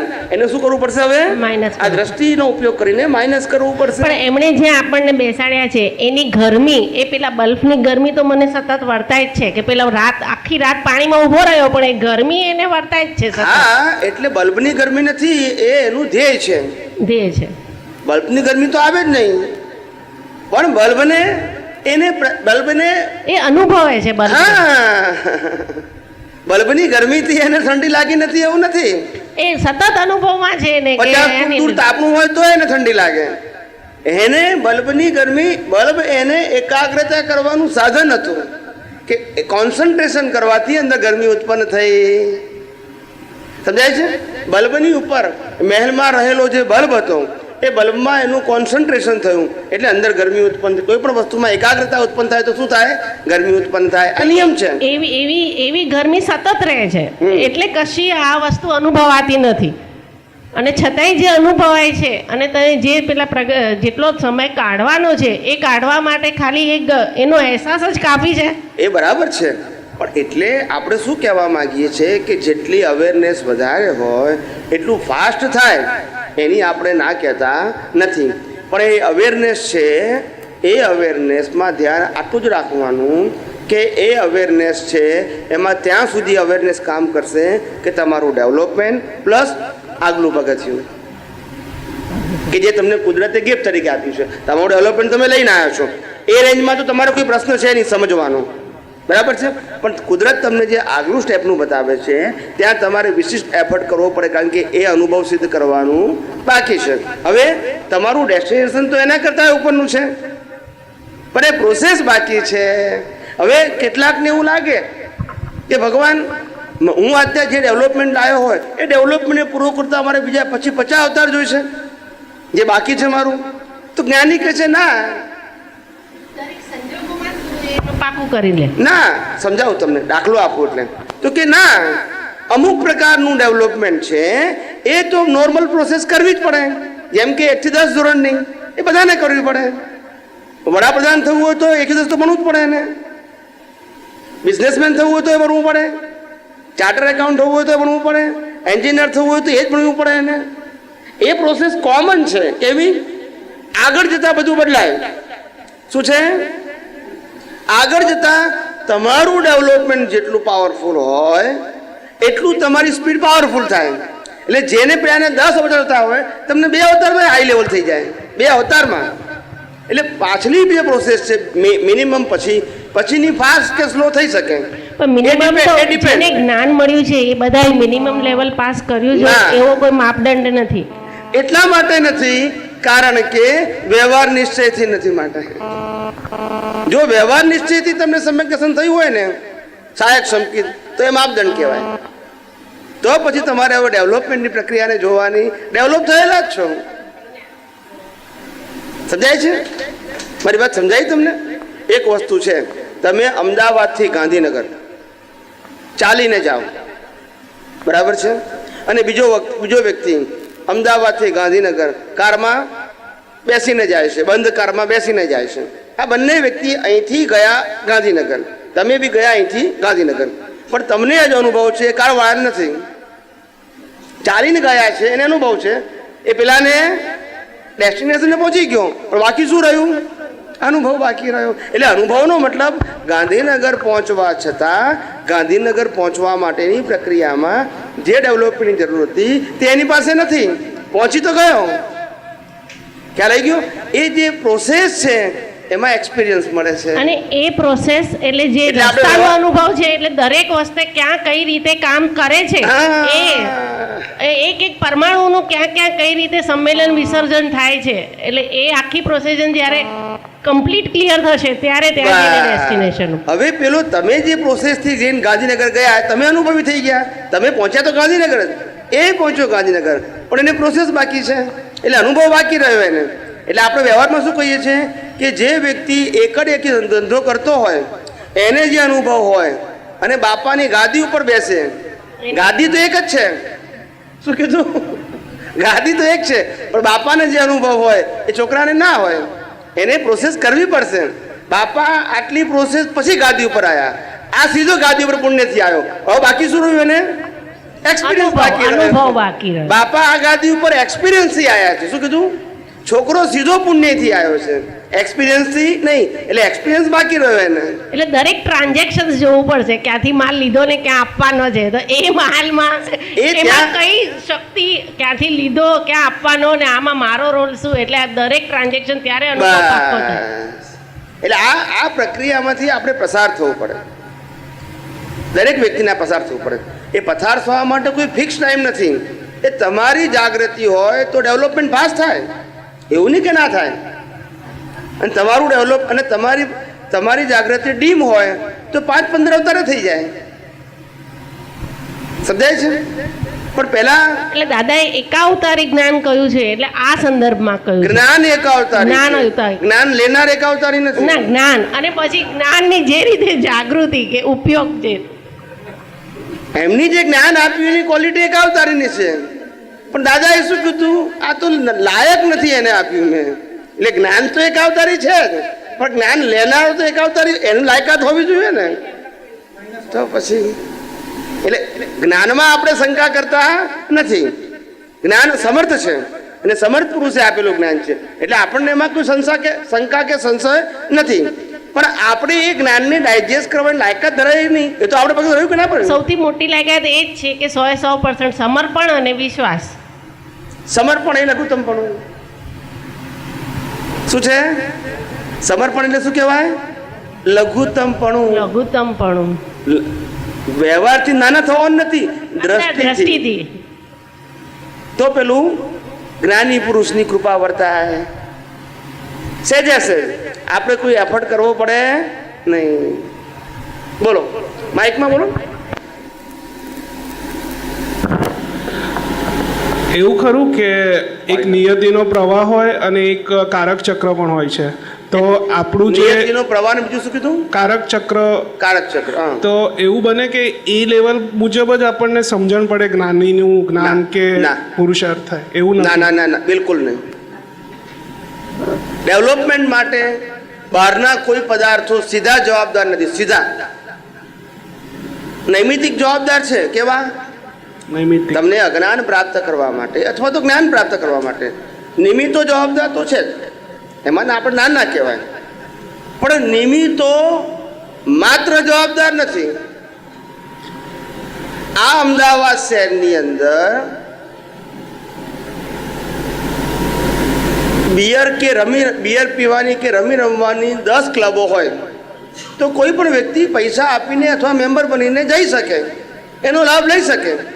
પણ હું અમદાવાદમાં રહું છું માટે હું એ જાઉં છું, જે લાભ લઉં છું એવું સાબિત થતું નથી.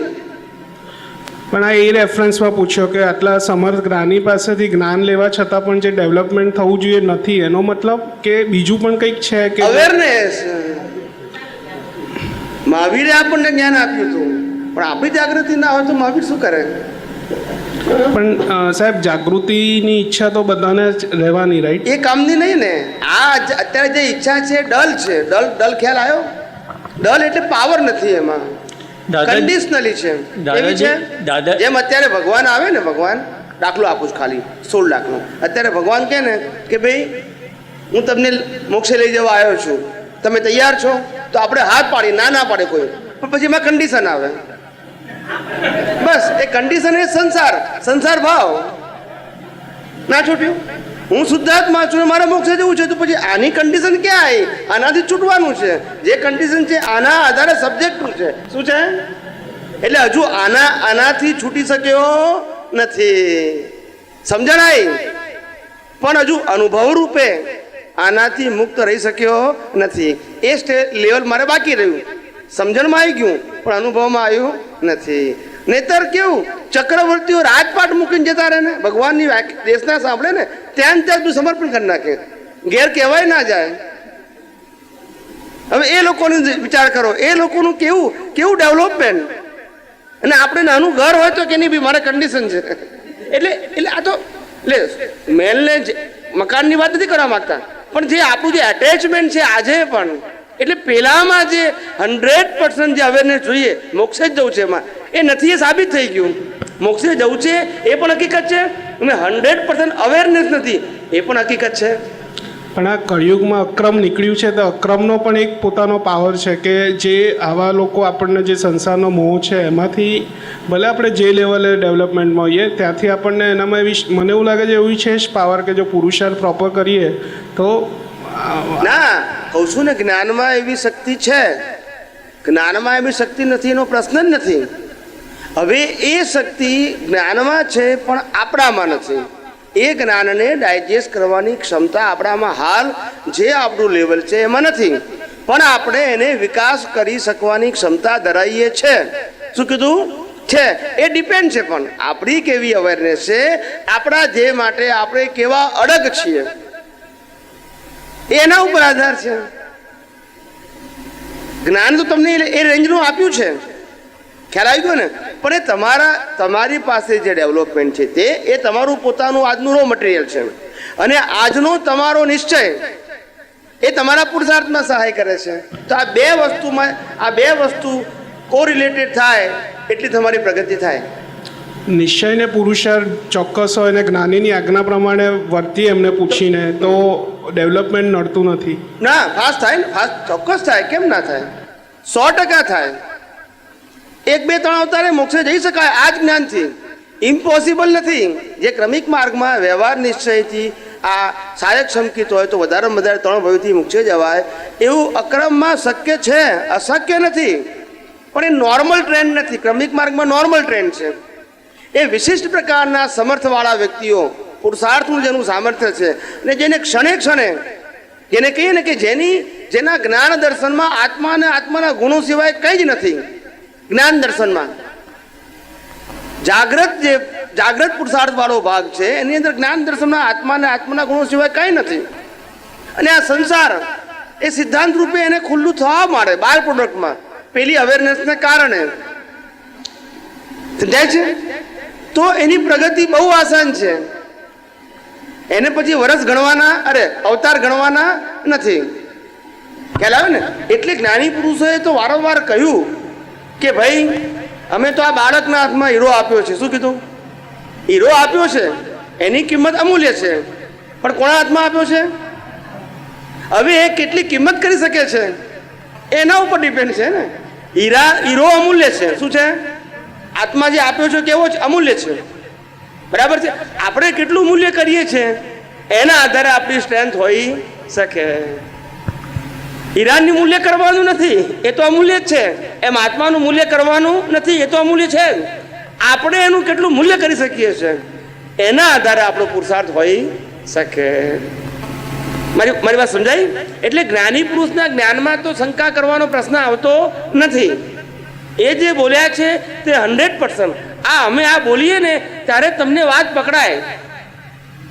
જેમ તમે શું બોલ્યા કે જ્ઞાની પુરુષનું જ્ઞાન તો એક અવતારી છે. હવે આ વાક્ય છે ને સ્ટાન્ડર્ડ થઈ ગયું, એમનું બોલેલું એઝ ઇટ ઇઝ.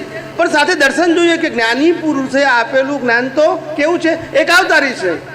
પણ આપણે એમને લાયક છીએ તો કે વાક્ય ખબર ના હોય આપણને વખતે. તો એ વખતે આપણે જે જાણીએ છીએ તે અર્ધ સત્ય જાણીએ છીએ. એટલે પછી અર્ધ સત્ય સનાતન સત્ય હોઈ શકે નહીં. ખોટું પણ નથી અને સનાતન સત્ય નથી. પણ જ્યારે બેલેન્સ વાક્ય બંને હાથે હોય કે એમને આપેલું એ જ્ઞાન એકાવતારી છે તે કરેક્ટ છે, આપણે એને કેટલા લાયક છે એ પણ કરેક્ટ છે. અને આની બેની વચ્ચે પુરુષાર્થ છે. જેટલી મારી કચાશ એટલો વધારે પુરુષાર્થ કરવો પડશે, જેટલો પાવરફુલ એટલો ઓછો કરવો પડશે. આ એક સામાન્ય સ્થિતિ છે. વિશિષ્ટ પ્રકારની સ્થિતિમાં આજે મારી પાસે જે ડેવલપમેન્ટ છે પણ આજનો મારો નિશ્ચય પરાક્રમ લેવલનો છે. કેવો છે? સામાન્ય પુરુષાર્થો નહીં, તો હું આજે પણ પ્રગતિ કરી શકું છું. એટલે કઈ એકાંતે રિસ્ટ્રિક્શન નથી. સમજાય છે ને? એકાંતે નથી. આ તો સામાન્ય ભાવે વાત કરી છે કે બધા વ્યક્તિઓ બધા સંજોગોમાં પોતે પ્રાપ્ત કરેલું જ્ઞાન એ પરાક્રમ રૂપે ફોરાવી શકે નહીં. સમજાય છે? પણ જે આવું કરી શકે તો એ અશક્ય કે ઇમ્પોસિબલ નથી, એમ કહેવા માંગીએ છીએ.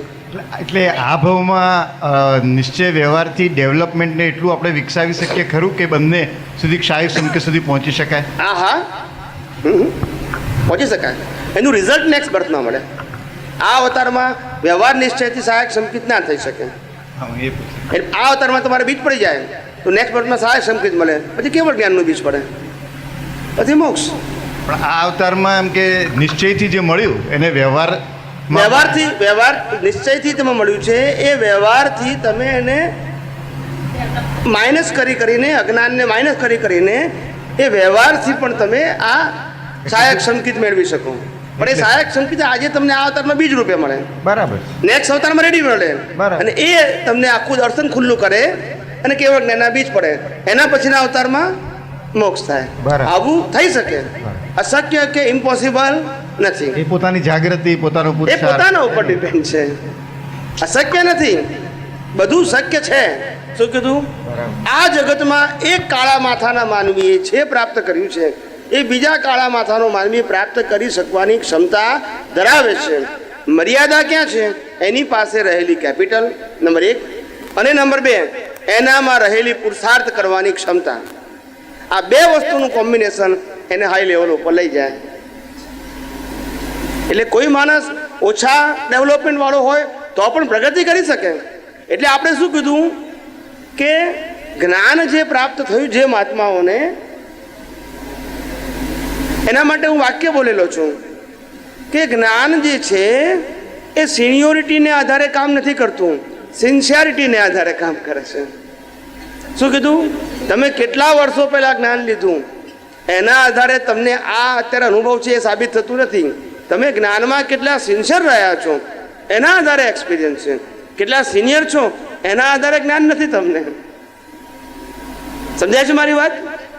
એટલે ફેથથી પાછું આમાં પણ વાત કઈ આવી? સિન્સિયરિટી એટલે પુરુષાર્થની વાત આવી, પ્રાપ્ત કરવાની વાત ના આવી. સમજાય છે? એટલે મેઇન વસ્તુ એ જ છે કે આપણી અવેરનેસ જો હોય તો પ્રગતિ કરવી આસાન છે.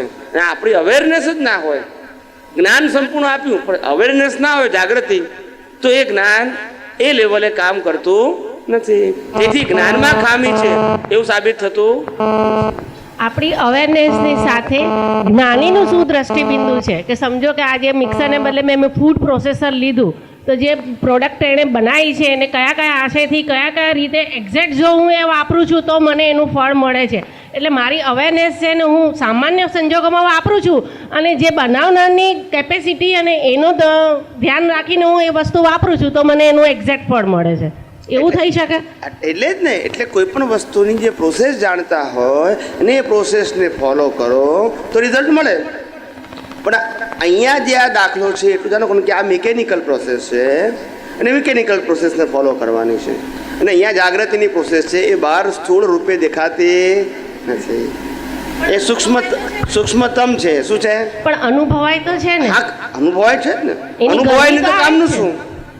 પણ એટલે હજી એ સ્ટેજે અનુભવાય છે કે એમને શું દેખાતું છે કે તમે અત્યારે બોલો છો, કયા લેવલ ઊભા રહીને બોલો છો, હું ક્યાં ઊભી છું, મારે તમારે ક્યાં મેચ થવાનું છે, કયો પોઈન્ટ, કયા 4 રસ્તા ઉપર આપણે છૂટા પડીએ છીએ કે ક્યાં ભેગા થઈએ છીએ.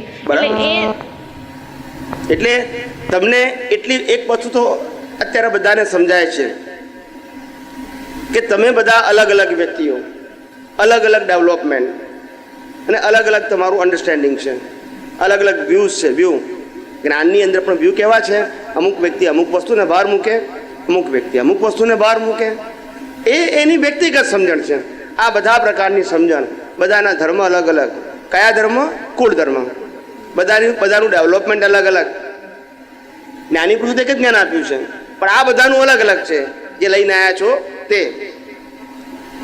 હવે આ બધી વસ્તુ અલગ અલગ છે. હવે તમે બધા અલગ અલગ ધર્મના વ્યક્તિઓ, અલગ અલગ ડેવલપમેન્ટ વાળી વ્યક્તિઓ, અલગ અલગ પ્રકારના પ્રશ્ન પૂછો છો. શું કીધું? એને જવાબ આપનાર હું એકલો જ છું. સમજાય છે? પણ આ જવાબ આપવામાં કોઈ જગ્યાએ આટલા દિવસમાં આ 8મો દિવસ છે, ભૂતકાળની વાત જવા દઈએ, આપણે 8ની જ વાત કરીએ સરવૈયા રૂપે. તો 8 દિવસમાં તમને એવું લાગ્યું કે એકે જવાબનો ઉડાડી દીધો હોય, કે ગોળ ગોળ આપ્યો હોય, કે ના સમજાયો હોય, એવું બન્યું? હવે આ નથી બન્યું, બરાબર છે. પાછો હું શું કહું છું કે વિચારીને બોલતો નથી. શું કીધું? એટલે તો તો કીધું તમને તમે ખ્યાલ આવે છે કે અમારું દર્શન કેવું? 4 રસ્તાની સેન્ટરમાં ઊભા છો તમે, આ સ્થિતિ છે અમારી. શું છે? અને અમે કોઈક એ ગલીમાંથી સ્ટેટ ઓફ બીઇંગ છે અમારું.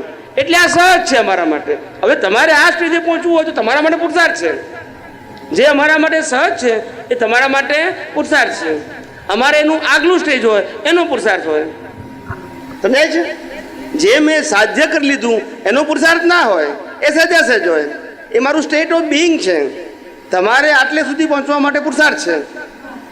એટલે જે વસ્તુ જે વ્યક્તિ સિદ્ધ કરી લે એના માટે સહજ થઈ જાય. અને સહજ એ એનું લેવલ કહેવાય. શું કહેવાય? જેમાં એફર્ટ કરવો પડે એ એનું લેવલ ના કહેવાય, હજુ પ્રયાસમાં છે. શું છે? પણ જે પ્રયાસ વગર સહેજાસે જેમાં વર્તે છે તો એ એનું લેવલ કહેવાય. હા, પછી એનાથી આગળ વધે. સમજાય છે? આ તો તમને દાખલો આપણો તમને વાત ફીટ બેસે. એટલે જ્ઞાનના માર્ગમાં અથવા આધ્યાત્મના માર્ગમાં ચમત્કાર શબ્દ જ નથી. શું નથી? આજે તમે આટલા દિવસથી તમે સાંભળો છો, કોઈ દિવસ એવું બન્યું કે એક પ્રશ્નનો જવાબ મેં તમને ગોળ ગોળ આપ્યો હોય, અથવા તો સમાધાન ના થાય એવો આપ્યો હોય, અથવા તો એવું કીધું હોય કે તમારે આ કામનું નથી? ખ્યાલ આવ્યો? કારણ કે દર્શનની અંદર કોઈ પણ પ્રકારનો પ્રશ્ન જે છે એ જવાબ રૂપે નથી, સિદ્ધાંત રૂપે છે. કયા રૂપે છે? અને સિદ્ધાંતને આધારે વ્યક્તિના હિસાબ પ્રમાણે વાણી તો સરી પડે છે. શું છે? એટલે એ કુદરતી સેટિંગ છે. કેવું છે? વાણી કહો એટલે વાણી દ્વારા વ્યક્ત થતો આન્સર અને દાખલા એ બધું કુદરતી રચના છે. કુદરતીનો મતલબ પરિણામ સ્વરૂપે. ત્યાં અમારો પુરુષાર્થ નથી. અમારો પુરુષાર્થ એ અમારું ડેવલપમેન્ટની અનુભૂતિ છે. શું છે? અમારું જે ડેવલપમેન્ટ છે એનો એક્સપિરિયન્સ જે અમે રિયલાઇઝ કરીએ છીએ તે, અને પાછું આગળ જવાનું જે અમારી દર્શન છે તે અમારો પુરુષાર્થ છે. આ અનુભૂતિ અને પેલો પુરુષાર્થ છે. આ વાણી બોલીએ, તમને સમાધાન આપીએ, એ અમારો પુરુષાર્થ નથી, એ પરિણામનો ભાગ છે. કયો ભાગ છે? એટલે જે વસ્તુ અમારા પરિણામમાં હોય એ સહજ હોય. કેવી હોય? જે મારે એચીવ કરવાની છે એમાં હું સહજ ના હોઉં. સમજાય છે? એટલે આ એક વાત, એક શબ્દ જે બોલીએ છીએ કે અમે વિચારીને કોઈ પ્રશ્નના જવાબ આપતા નથી, આ બધું તમને ટેલી થાય. શું થાય? એમ તો કોઈ માણસને એમ લાગે વિચાર્યા વગર જવાબ આપે. પ્રશ્ન ગમે તે પૂછે, ગમે તે વ્યક્તિ પૂછે, ગમે તે ધર્મનો પૂછે, ગમે તે શાસ્ત્રનો પૂછે, અને જવાબ કઈ રીતે વિચાર્યા વગર નીકળતો હશે એવું બુદ્ધિ તર્ક કરે અથવા એક્સેપ્ટ કરે નહીં. પણ કીધું ને કે દર્શનના આધારે અમારો જવાબ છે, શાસ્ત્રના આધારે જવાબ નથી.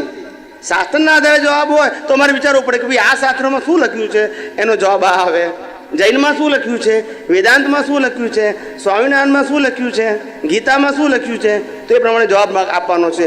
એવું અમારે હોતું. અમારો જવાબ સૈદ્ધાંતિક હોય અને સિદ્ધાંત સનાતન છે. કેવો છે? સનાતન છે. એ સનાતન સિદ્ધાંતવાળી અનુભવી વ્યક્તિઓના દ્વારા જ આ શાસ્ત્રો વ્યક્ત થયા છે અને પછી રચાયા છે. સનાતન સિદ્ધાંત થિયરી રૂપે હોતો નથી, પણ જ્યારે વ્યક્ત થાય ત્યારે થિયરી રૂપે થાય, એટલે આમ જનતા એને સમજી શકે અને પછી એની કિતાબો બને. શું બને? એ બધું થિયરી કહેવાય. પણ શું કહેવાય? થિયરી કહેવાય. આ આખી તમને અંદરની સૂક્ષ્મ પ્રક્રિયા બતાવું છું. શું બતાવું છું? જે અમે રિયલાઇઝ કરી રહ્યા છીએ એ પ્રક્રિયા મેં તમને તમારી સામે પ્રોજેક્ટ કરી. એટલે તમને એમ લાગે કે આ બધું કેમનું ચાલતું હશે, પણ અમારે આ બધું ઓટો મોડ હોય. કેવું હોય? ઓટો મોડ ક્યારે આવે છે? એફર્ટલેસ હોય. તમને એમ લાગે કે આ જવાબ કેવી રીતે નીકળતા હશે, આ દાખલા કેમ ના નીકળતા હશે, કોઈ જગ્યાએ નથી તો હોય, પણ એ ઓટો મોડ હોય. કેવું હોય? દર્શનને આધારે, પણ વિચારીને નથી. એ સમજાય છે? એનીવે આ છેલ્લો તમારો કાગળ છે, પ્રશ્ન લઈ લઈએ આપણે, પછી આપણે સમાપ્ત કરી દઈએ. પહેલું ખ્યાલ આવી ગયો ને તમને? હવે નંબર 2, પૂર્વમાં રોંગ બિલીફ અનેક અવતારથી દ્રઢ થયેલી છે અને એને સપોર્ટ કરતું અજ્ઞાન આ ભાવમાં ઘણું ભેગું થયેલું છે. અજ્ઞાનને સપોર્ટ કરતું અજ્ઞાન પણ ઘણું ભેગું થયેલું છે. જ્ઞાન મળ્યા પછી રાઈટ બિલીફ હજુ કોન્શિયસનેસમાં રહેતી નથી. એનું કારણ એમ જણાય છે કે હજુ સંસાર મને નિકાલી લાગતો નથી અને હજુ સંસારનો જે મોહ, કૌંસમાં સંસારમાં સુખ છે એવી માન્યતા એ ઘણો બધો છે અને યથાર્થ પુરુષાર્થ કરવા માર્ગદર્શન આપશો. આ તમારો પ્રશ્ન વાંચી ગયો. તો કે છે કે રાઈટ બિલીફ તો આપણને મળી ગઈ, પણ એ રાઈટ બિલીફ રિયલાઇઝ થઈ નથી. રોંગ બિલીફ છે અને એ રિયલાઇઝ થયેલી છે, અનુભવ સિદ્ધ છે. શું છે? ને રાઈટ બિલીફ આપણને મળી પણ અનુભવ સિદ્ધ થઈ નથી, ટૂંકમાં રિયલાઇઝ થઈ નથી. એટલે રિયલાઇઝ કરવાની બાકી. હવે એ રિયલાઇઝ કરવાની બાકી, એની પ્રક્રિયા શું છે? તો કે જ્ઞાની પુરુષે આપેલું જ્ઞાન પહેલાં બૌદ્ધિક સમજવું, બુદ્ધિથી સમજવું, ત્યાર પછી સમય મળે એટલે યોગ્ય સમયે શાંતિથી બેસી વાગોળવું. શું કરવું? વાગોળવું. અંદર સિદ્ધાંતથી ફિટ કરવા પ્રયત્ન કરવો. પહેલાં સ્થૂળ ભાષામાં સમજી લેવું, પછી સમય મળે, કારણ કે અત્યારે જો વાગોળવા બેસીએ તો ઘણું બહુ જતું રહે પાછું. એટલે અત્યારે તો સીધું શું કરવાનું? જેમ પેલી ભેંસો હોય ને, ભેંસો એને ખાવા આપો તો આખે નાવ ખાઈ જ જાય, પછી નિરાતે પાણીમાં કાદવમાં બેસીને વાગોળ વાગોળ કરે, પછી કચરો કચરામાં જતો રહે ને સાર સારમાં જતો રહે. સમજાય છે? એવી રીતે આપણે જ્યારે જ્ઞાની પુરુષ જ્યારે બોલતા હોય ત્યારે બધું રિસીવ જ કરવાનું. શું છે? સામાન્ય ભાવે સમજી લેવાનું. પણ પછી જ્યારે આપણે એકાંતમાં બેઠા છે, કોઈ ફાઇલ નથી, આપણી પાસે સમય છે, એ જ વાતો જે સમજેલી છે એને વાગોળવાની. વાગોળવી એટલે કે સૈદ્ધાંતિક રીતે આપણી દ્રષ્ટિમાં ફિટ કરવી. એમને જેમ સિદ્ધાંતના આધારે જેમ વાણી કરે છે, હવે આપણે વાણી દ્વારા સિદ્ધાંત સુધી જવાનું છે. સમજાય છે મારી વાત? ને આ જેટલી પ્રક્રિયા તમારી પાવરફુલ હશે એટલું તમારું અનુભવ જ્ઞાન પાવરફુલ થશે, એટલું તમારું ડેવલપમેન્ટ ફાસ્ટ થશે. કારણ કે કોઈ ટાઈમનો સ્કેલ નથી, વિકાસ કરવા માટે ટાઈમનો સ્કેલ નથી. આપણે ઇન્ડિયન ગવર્મેન્ટમાં આપણે માણસો જે આ બધા છીએ એ બધાએ ભણે છે અને પછી પ્રોફેશન કરે છે અને પૈસા કમાવા માટે કરે છે. આ બધી વસ્તુ કોમન છે. કેવું? નોકરી કરો, ધંધો કરો, પ્રોફેશન હોય કે કોઈ પણ પ્રકારનું કામ કરો, પણ એનો હેતુ શું છે? પૈસા કમાવાનો. હવે પૈસા કમાવામાં એવું સ્કેલ નથી કે 1 કલાકની મહેનત કરો એટલે આટલા જ મળે, એવું સ્કેલ છે? એવું કોઈ સ્ટાન્ડર્ડ છે? હોય જ નહીં. એ જેવું તમારું પુણ્ય એવું રિઝલ્ટ. એક ફોન કરીને સોદો કરો, 10 લાખ રૂપિયા મળી જાય, અને એ ફોનથી સોદો કરો, 10 લાખ રૂપિયા જતા રહે. સમજાય છે? આ બધું પ્લસ ને માઇનસ છે, પ્રગતિ પણ છે અને પડી પણ જવાય. સમજાય છે?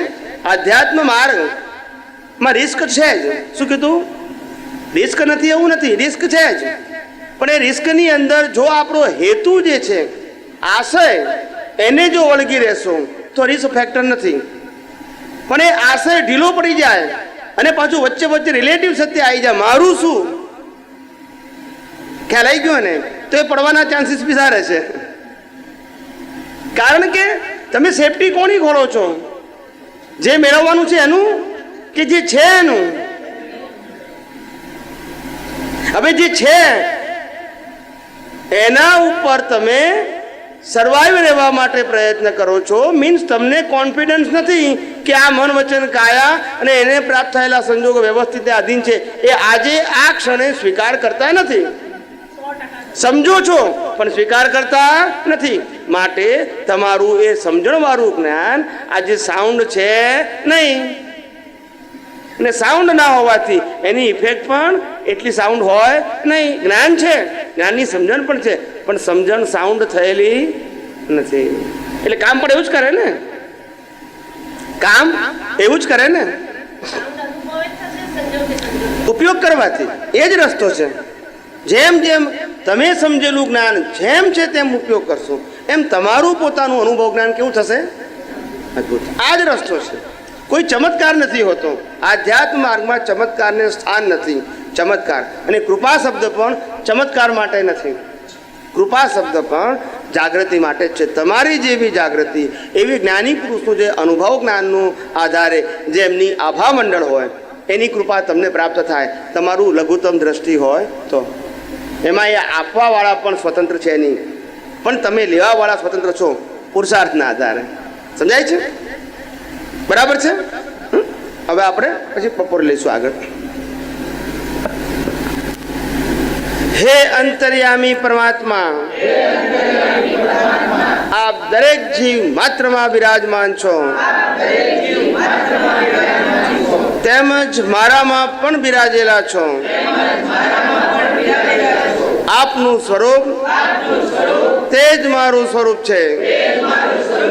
મારું સ્વરૂપ શુદ્ધ આત્મા છે. હે શુદ્ધ આત્મા ભગવાન, હું આપને અભેદ ભાવે અત્યંત ભક્તિપૂર્વક નમસ્કાર કરું છું. અજ્ઞાનતાએ કરીને, પ્રમાદવશ, અજાગૃતિએ કરીને મારાથી જે કંઈ પણ દોષો થયા છે અને થાય છે તે સર્વ દોષોને આપની સમક્ષ જાહેર કરું છું. તેનો હૃદયપૂર્વક ખૂબ પસ્તાવો કરું છું અને આપની પાસે ક્ષમા પ્રાર્થું છું. હે પ્રભુ, મને ક્ષમા કરો, ક્ષમા કરો, ક્ષમા કરો. અને ફરીથી આવા દોષો ક્યારે પણ ન કરું એવી આપ મને શક્તિ આપો. હે શુદ્ધાત્મા ભગવાન, આપ એવી કૃપા કરો કે અમને ભેદભાવ છૂટી જાય અને અભેદ સ્વરૂપ પ્રાપ્ત થાય. અમે તમારામાં અભેદ સ્વરૂપે તન્મયાકાર રહીએ. જય સચ્ચિદાનંદ, જય સચ્ચિદાનંદ, જય સચ્ચિદાનંદ.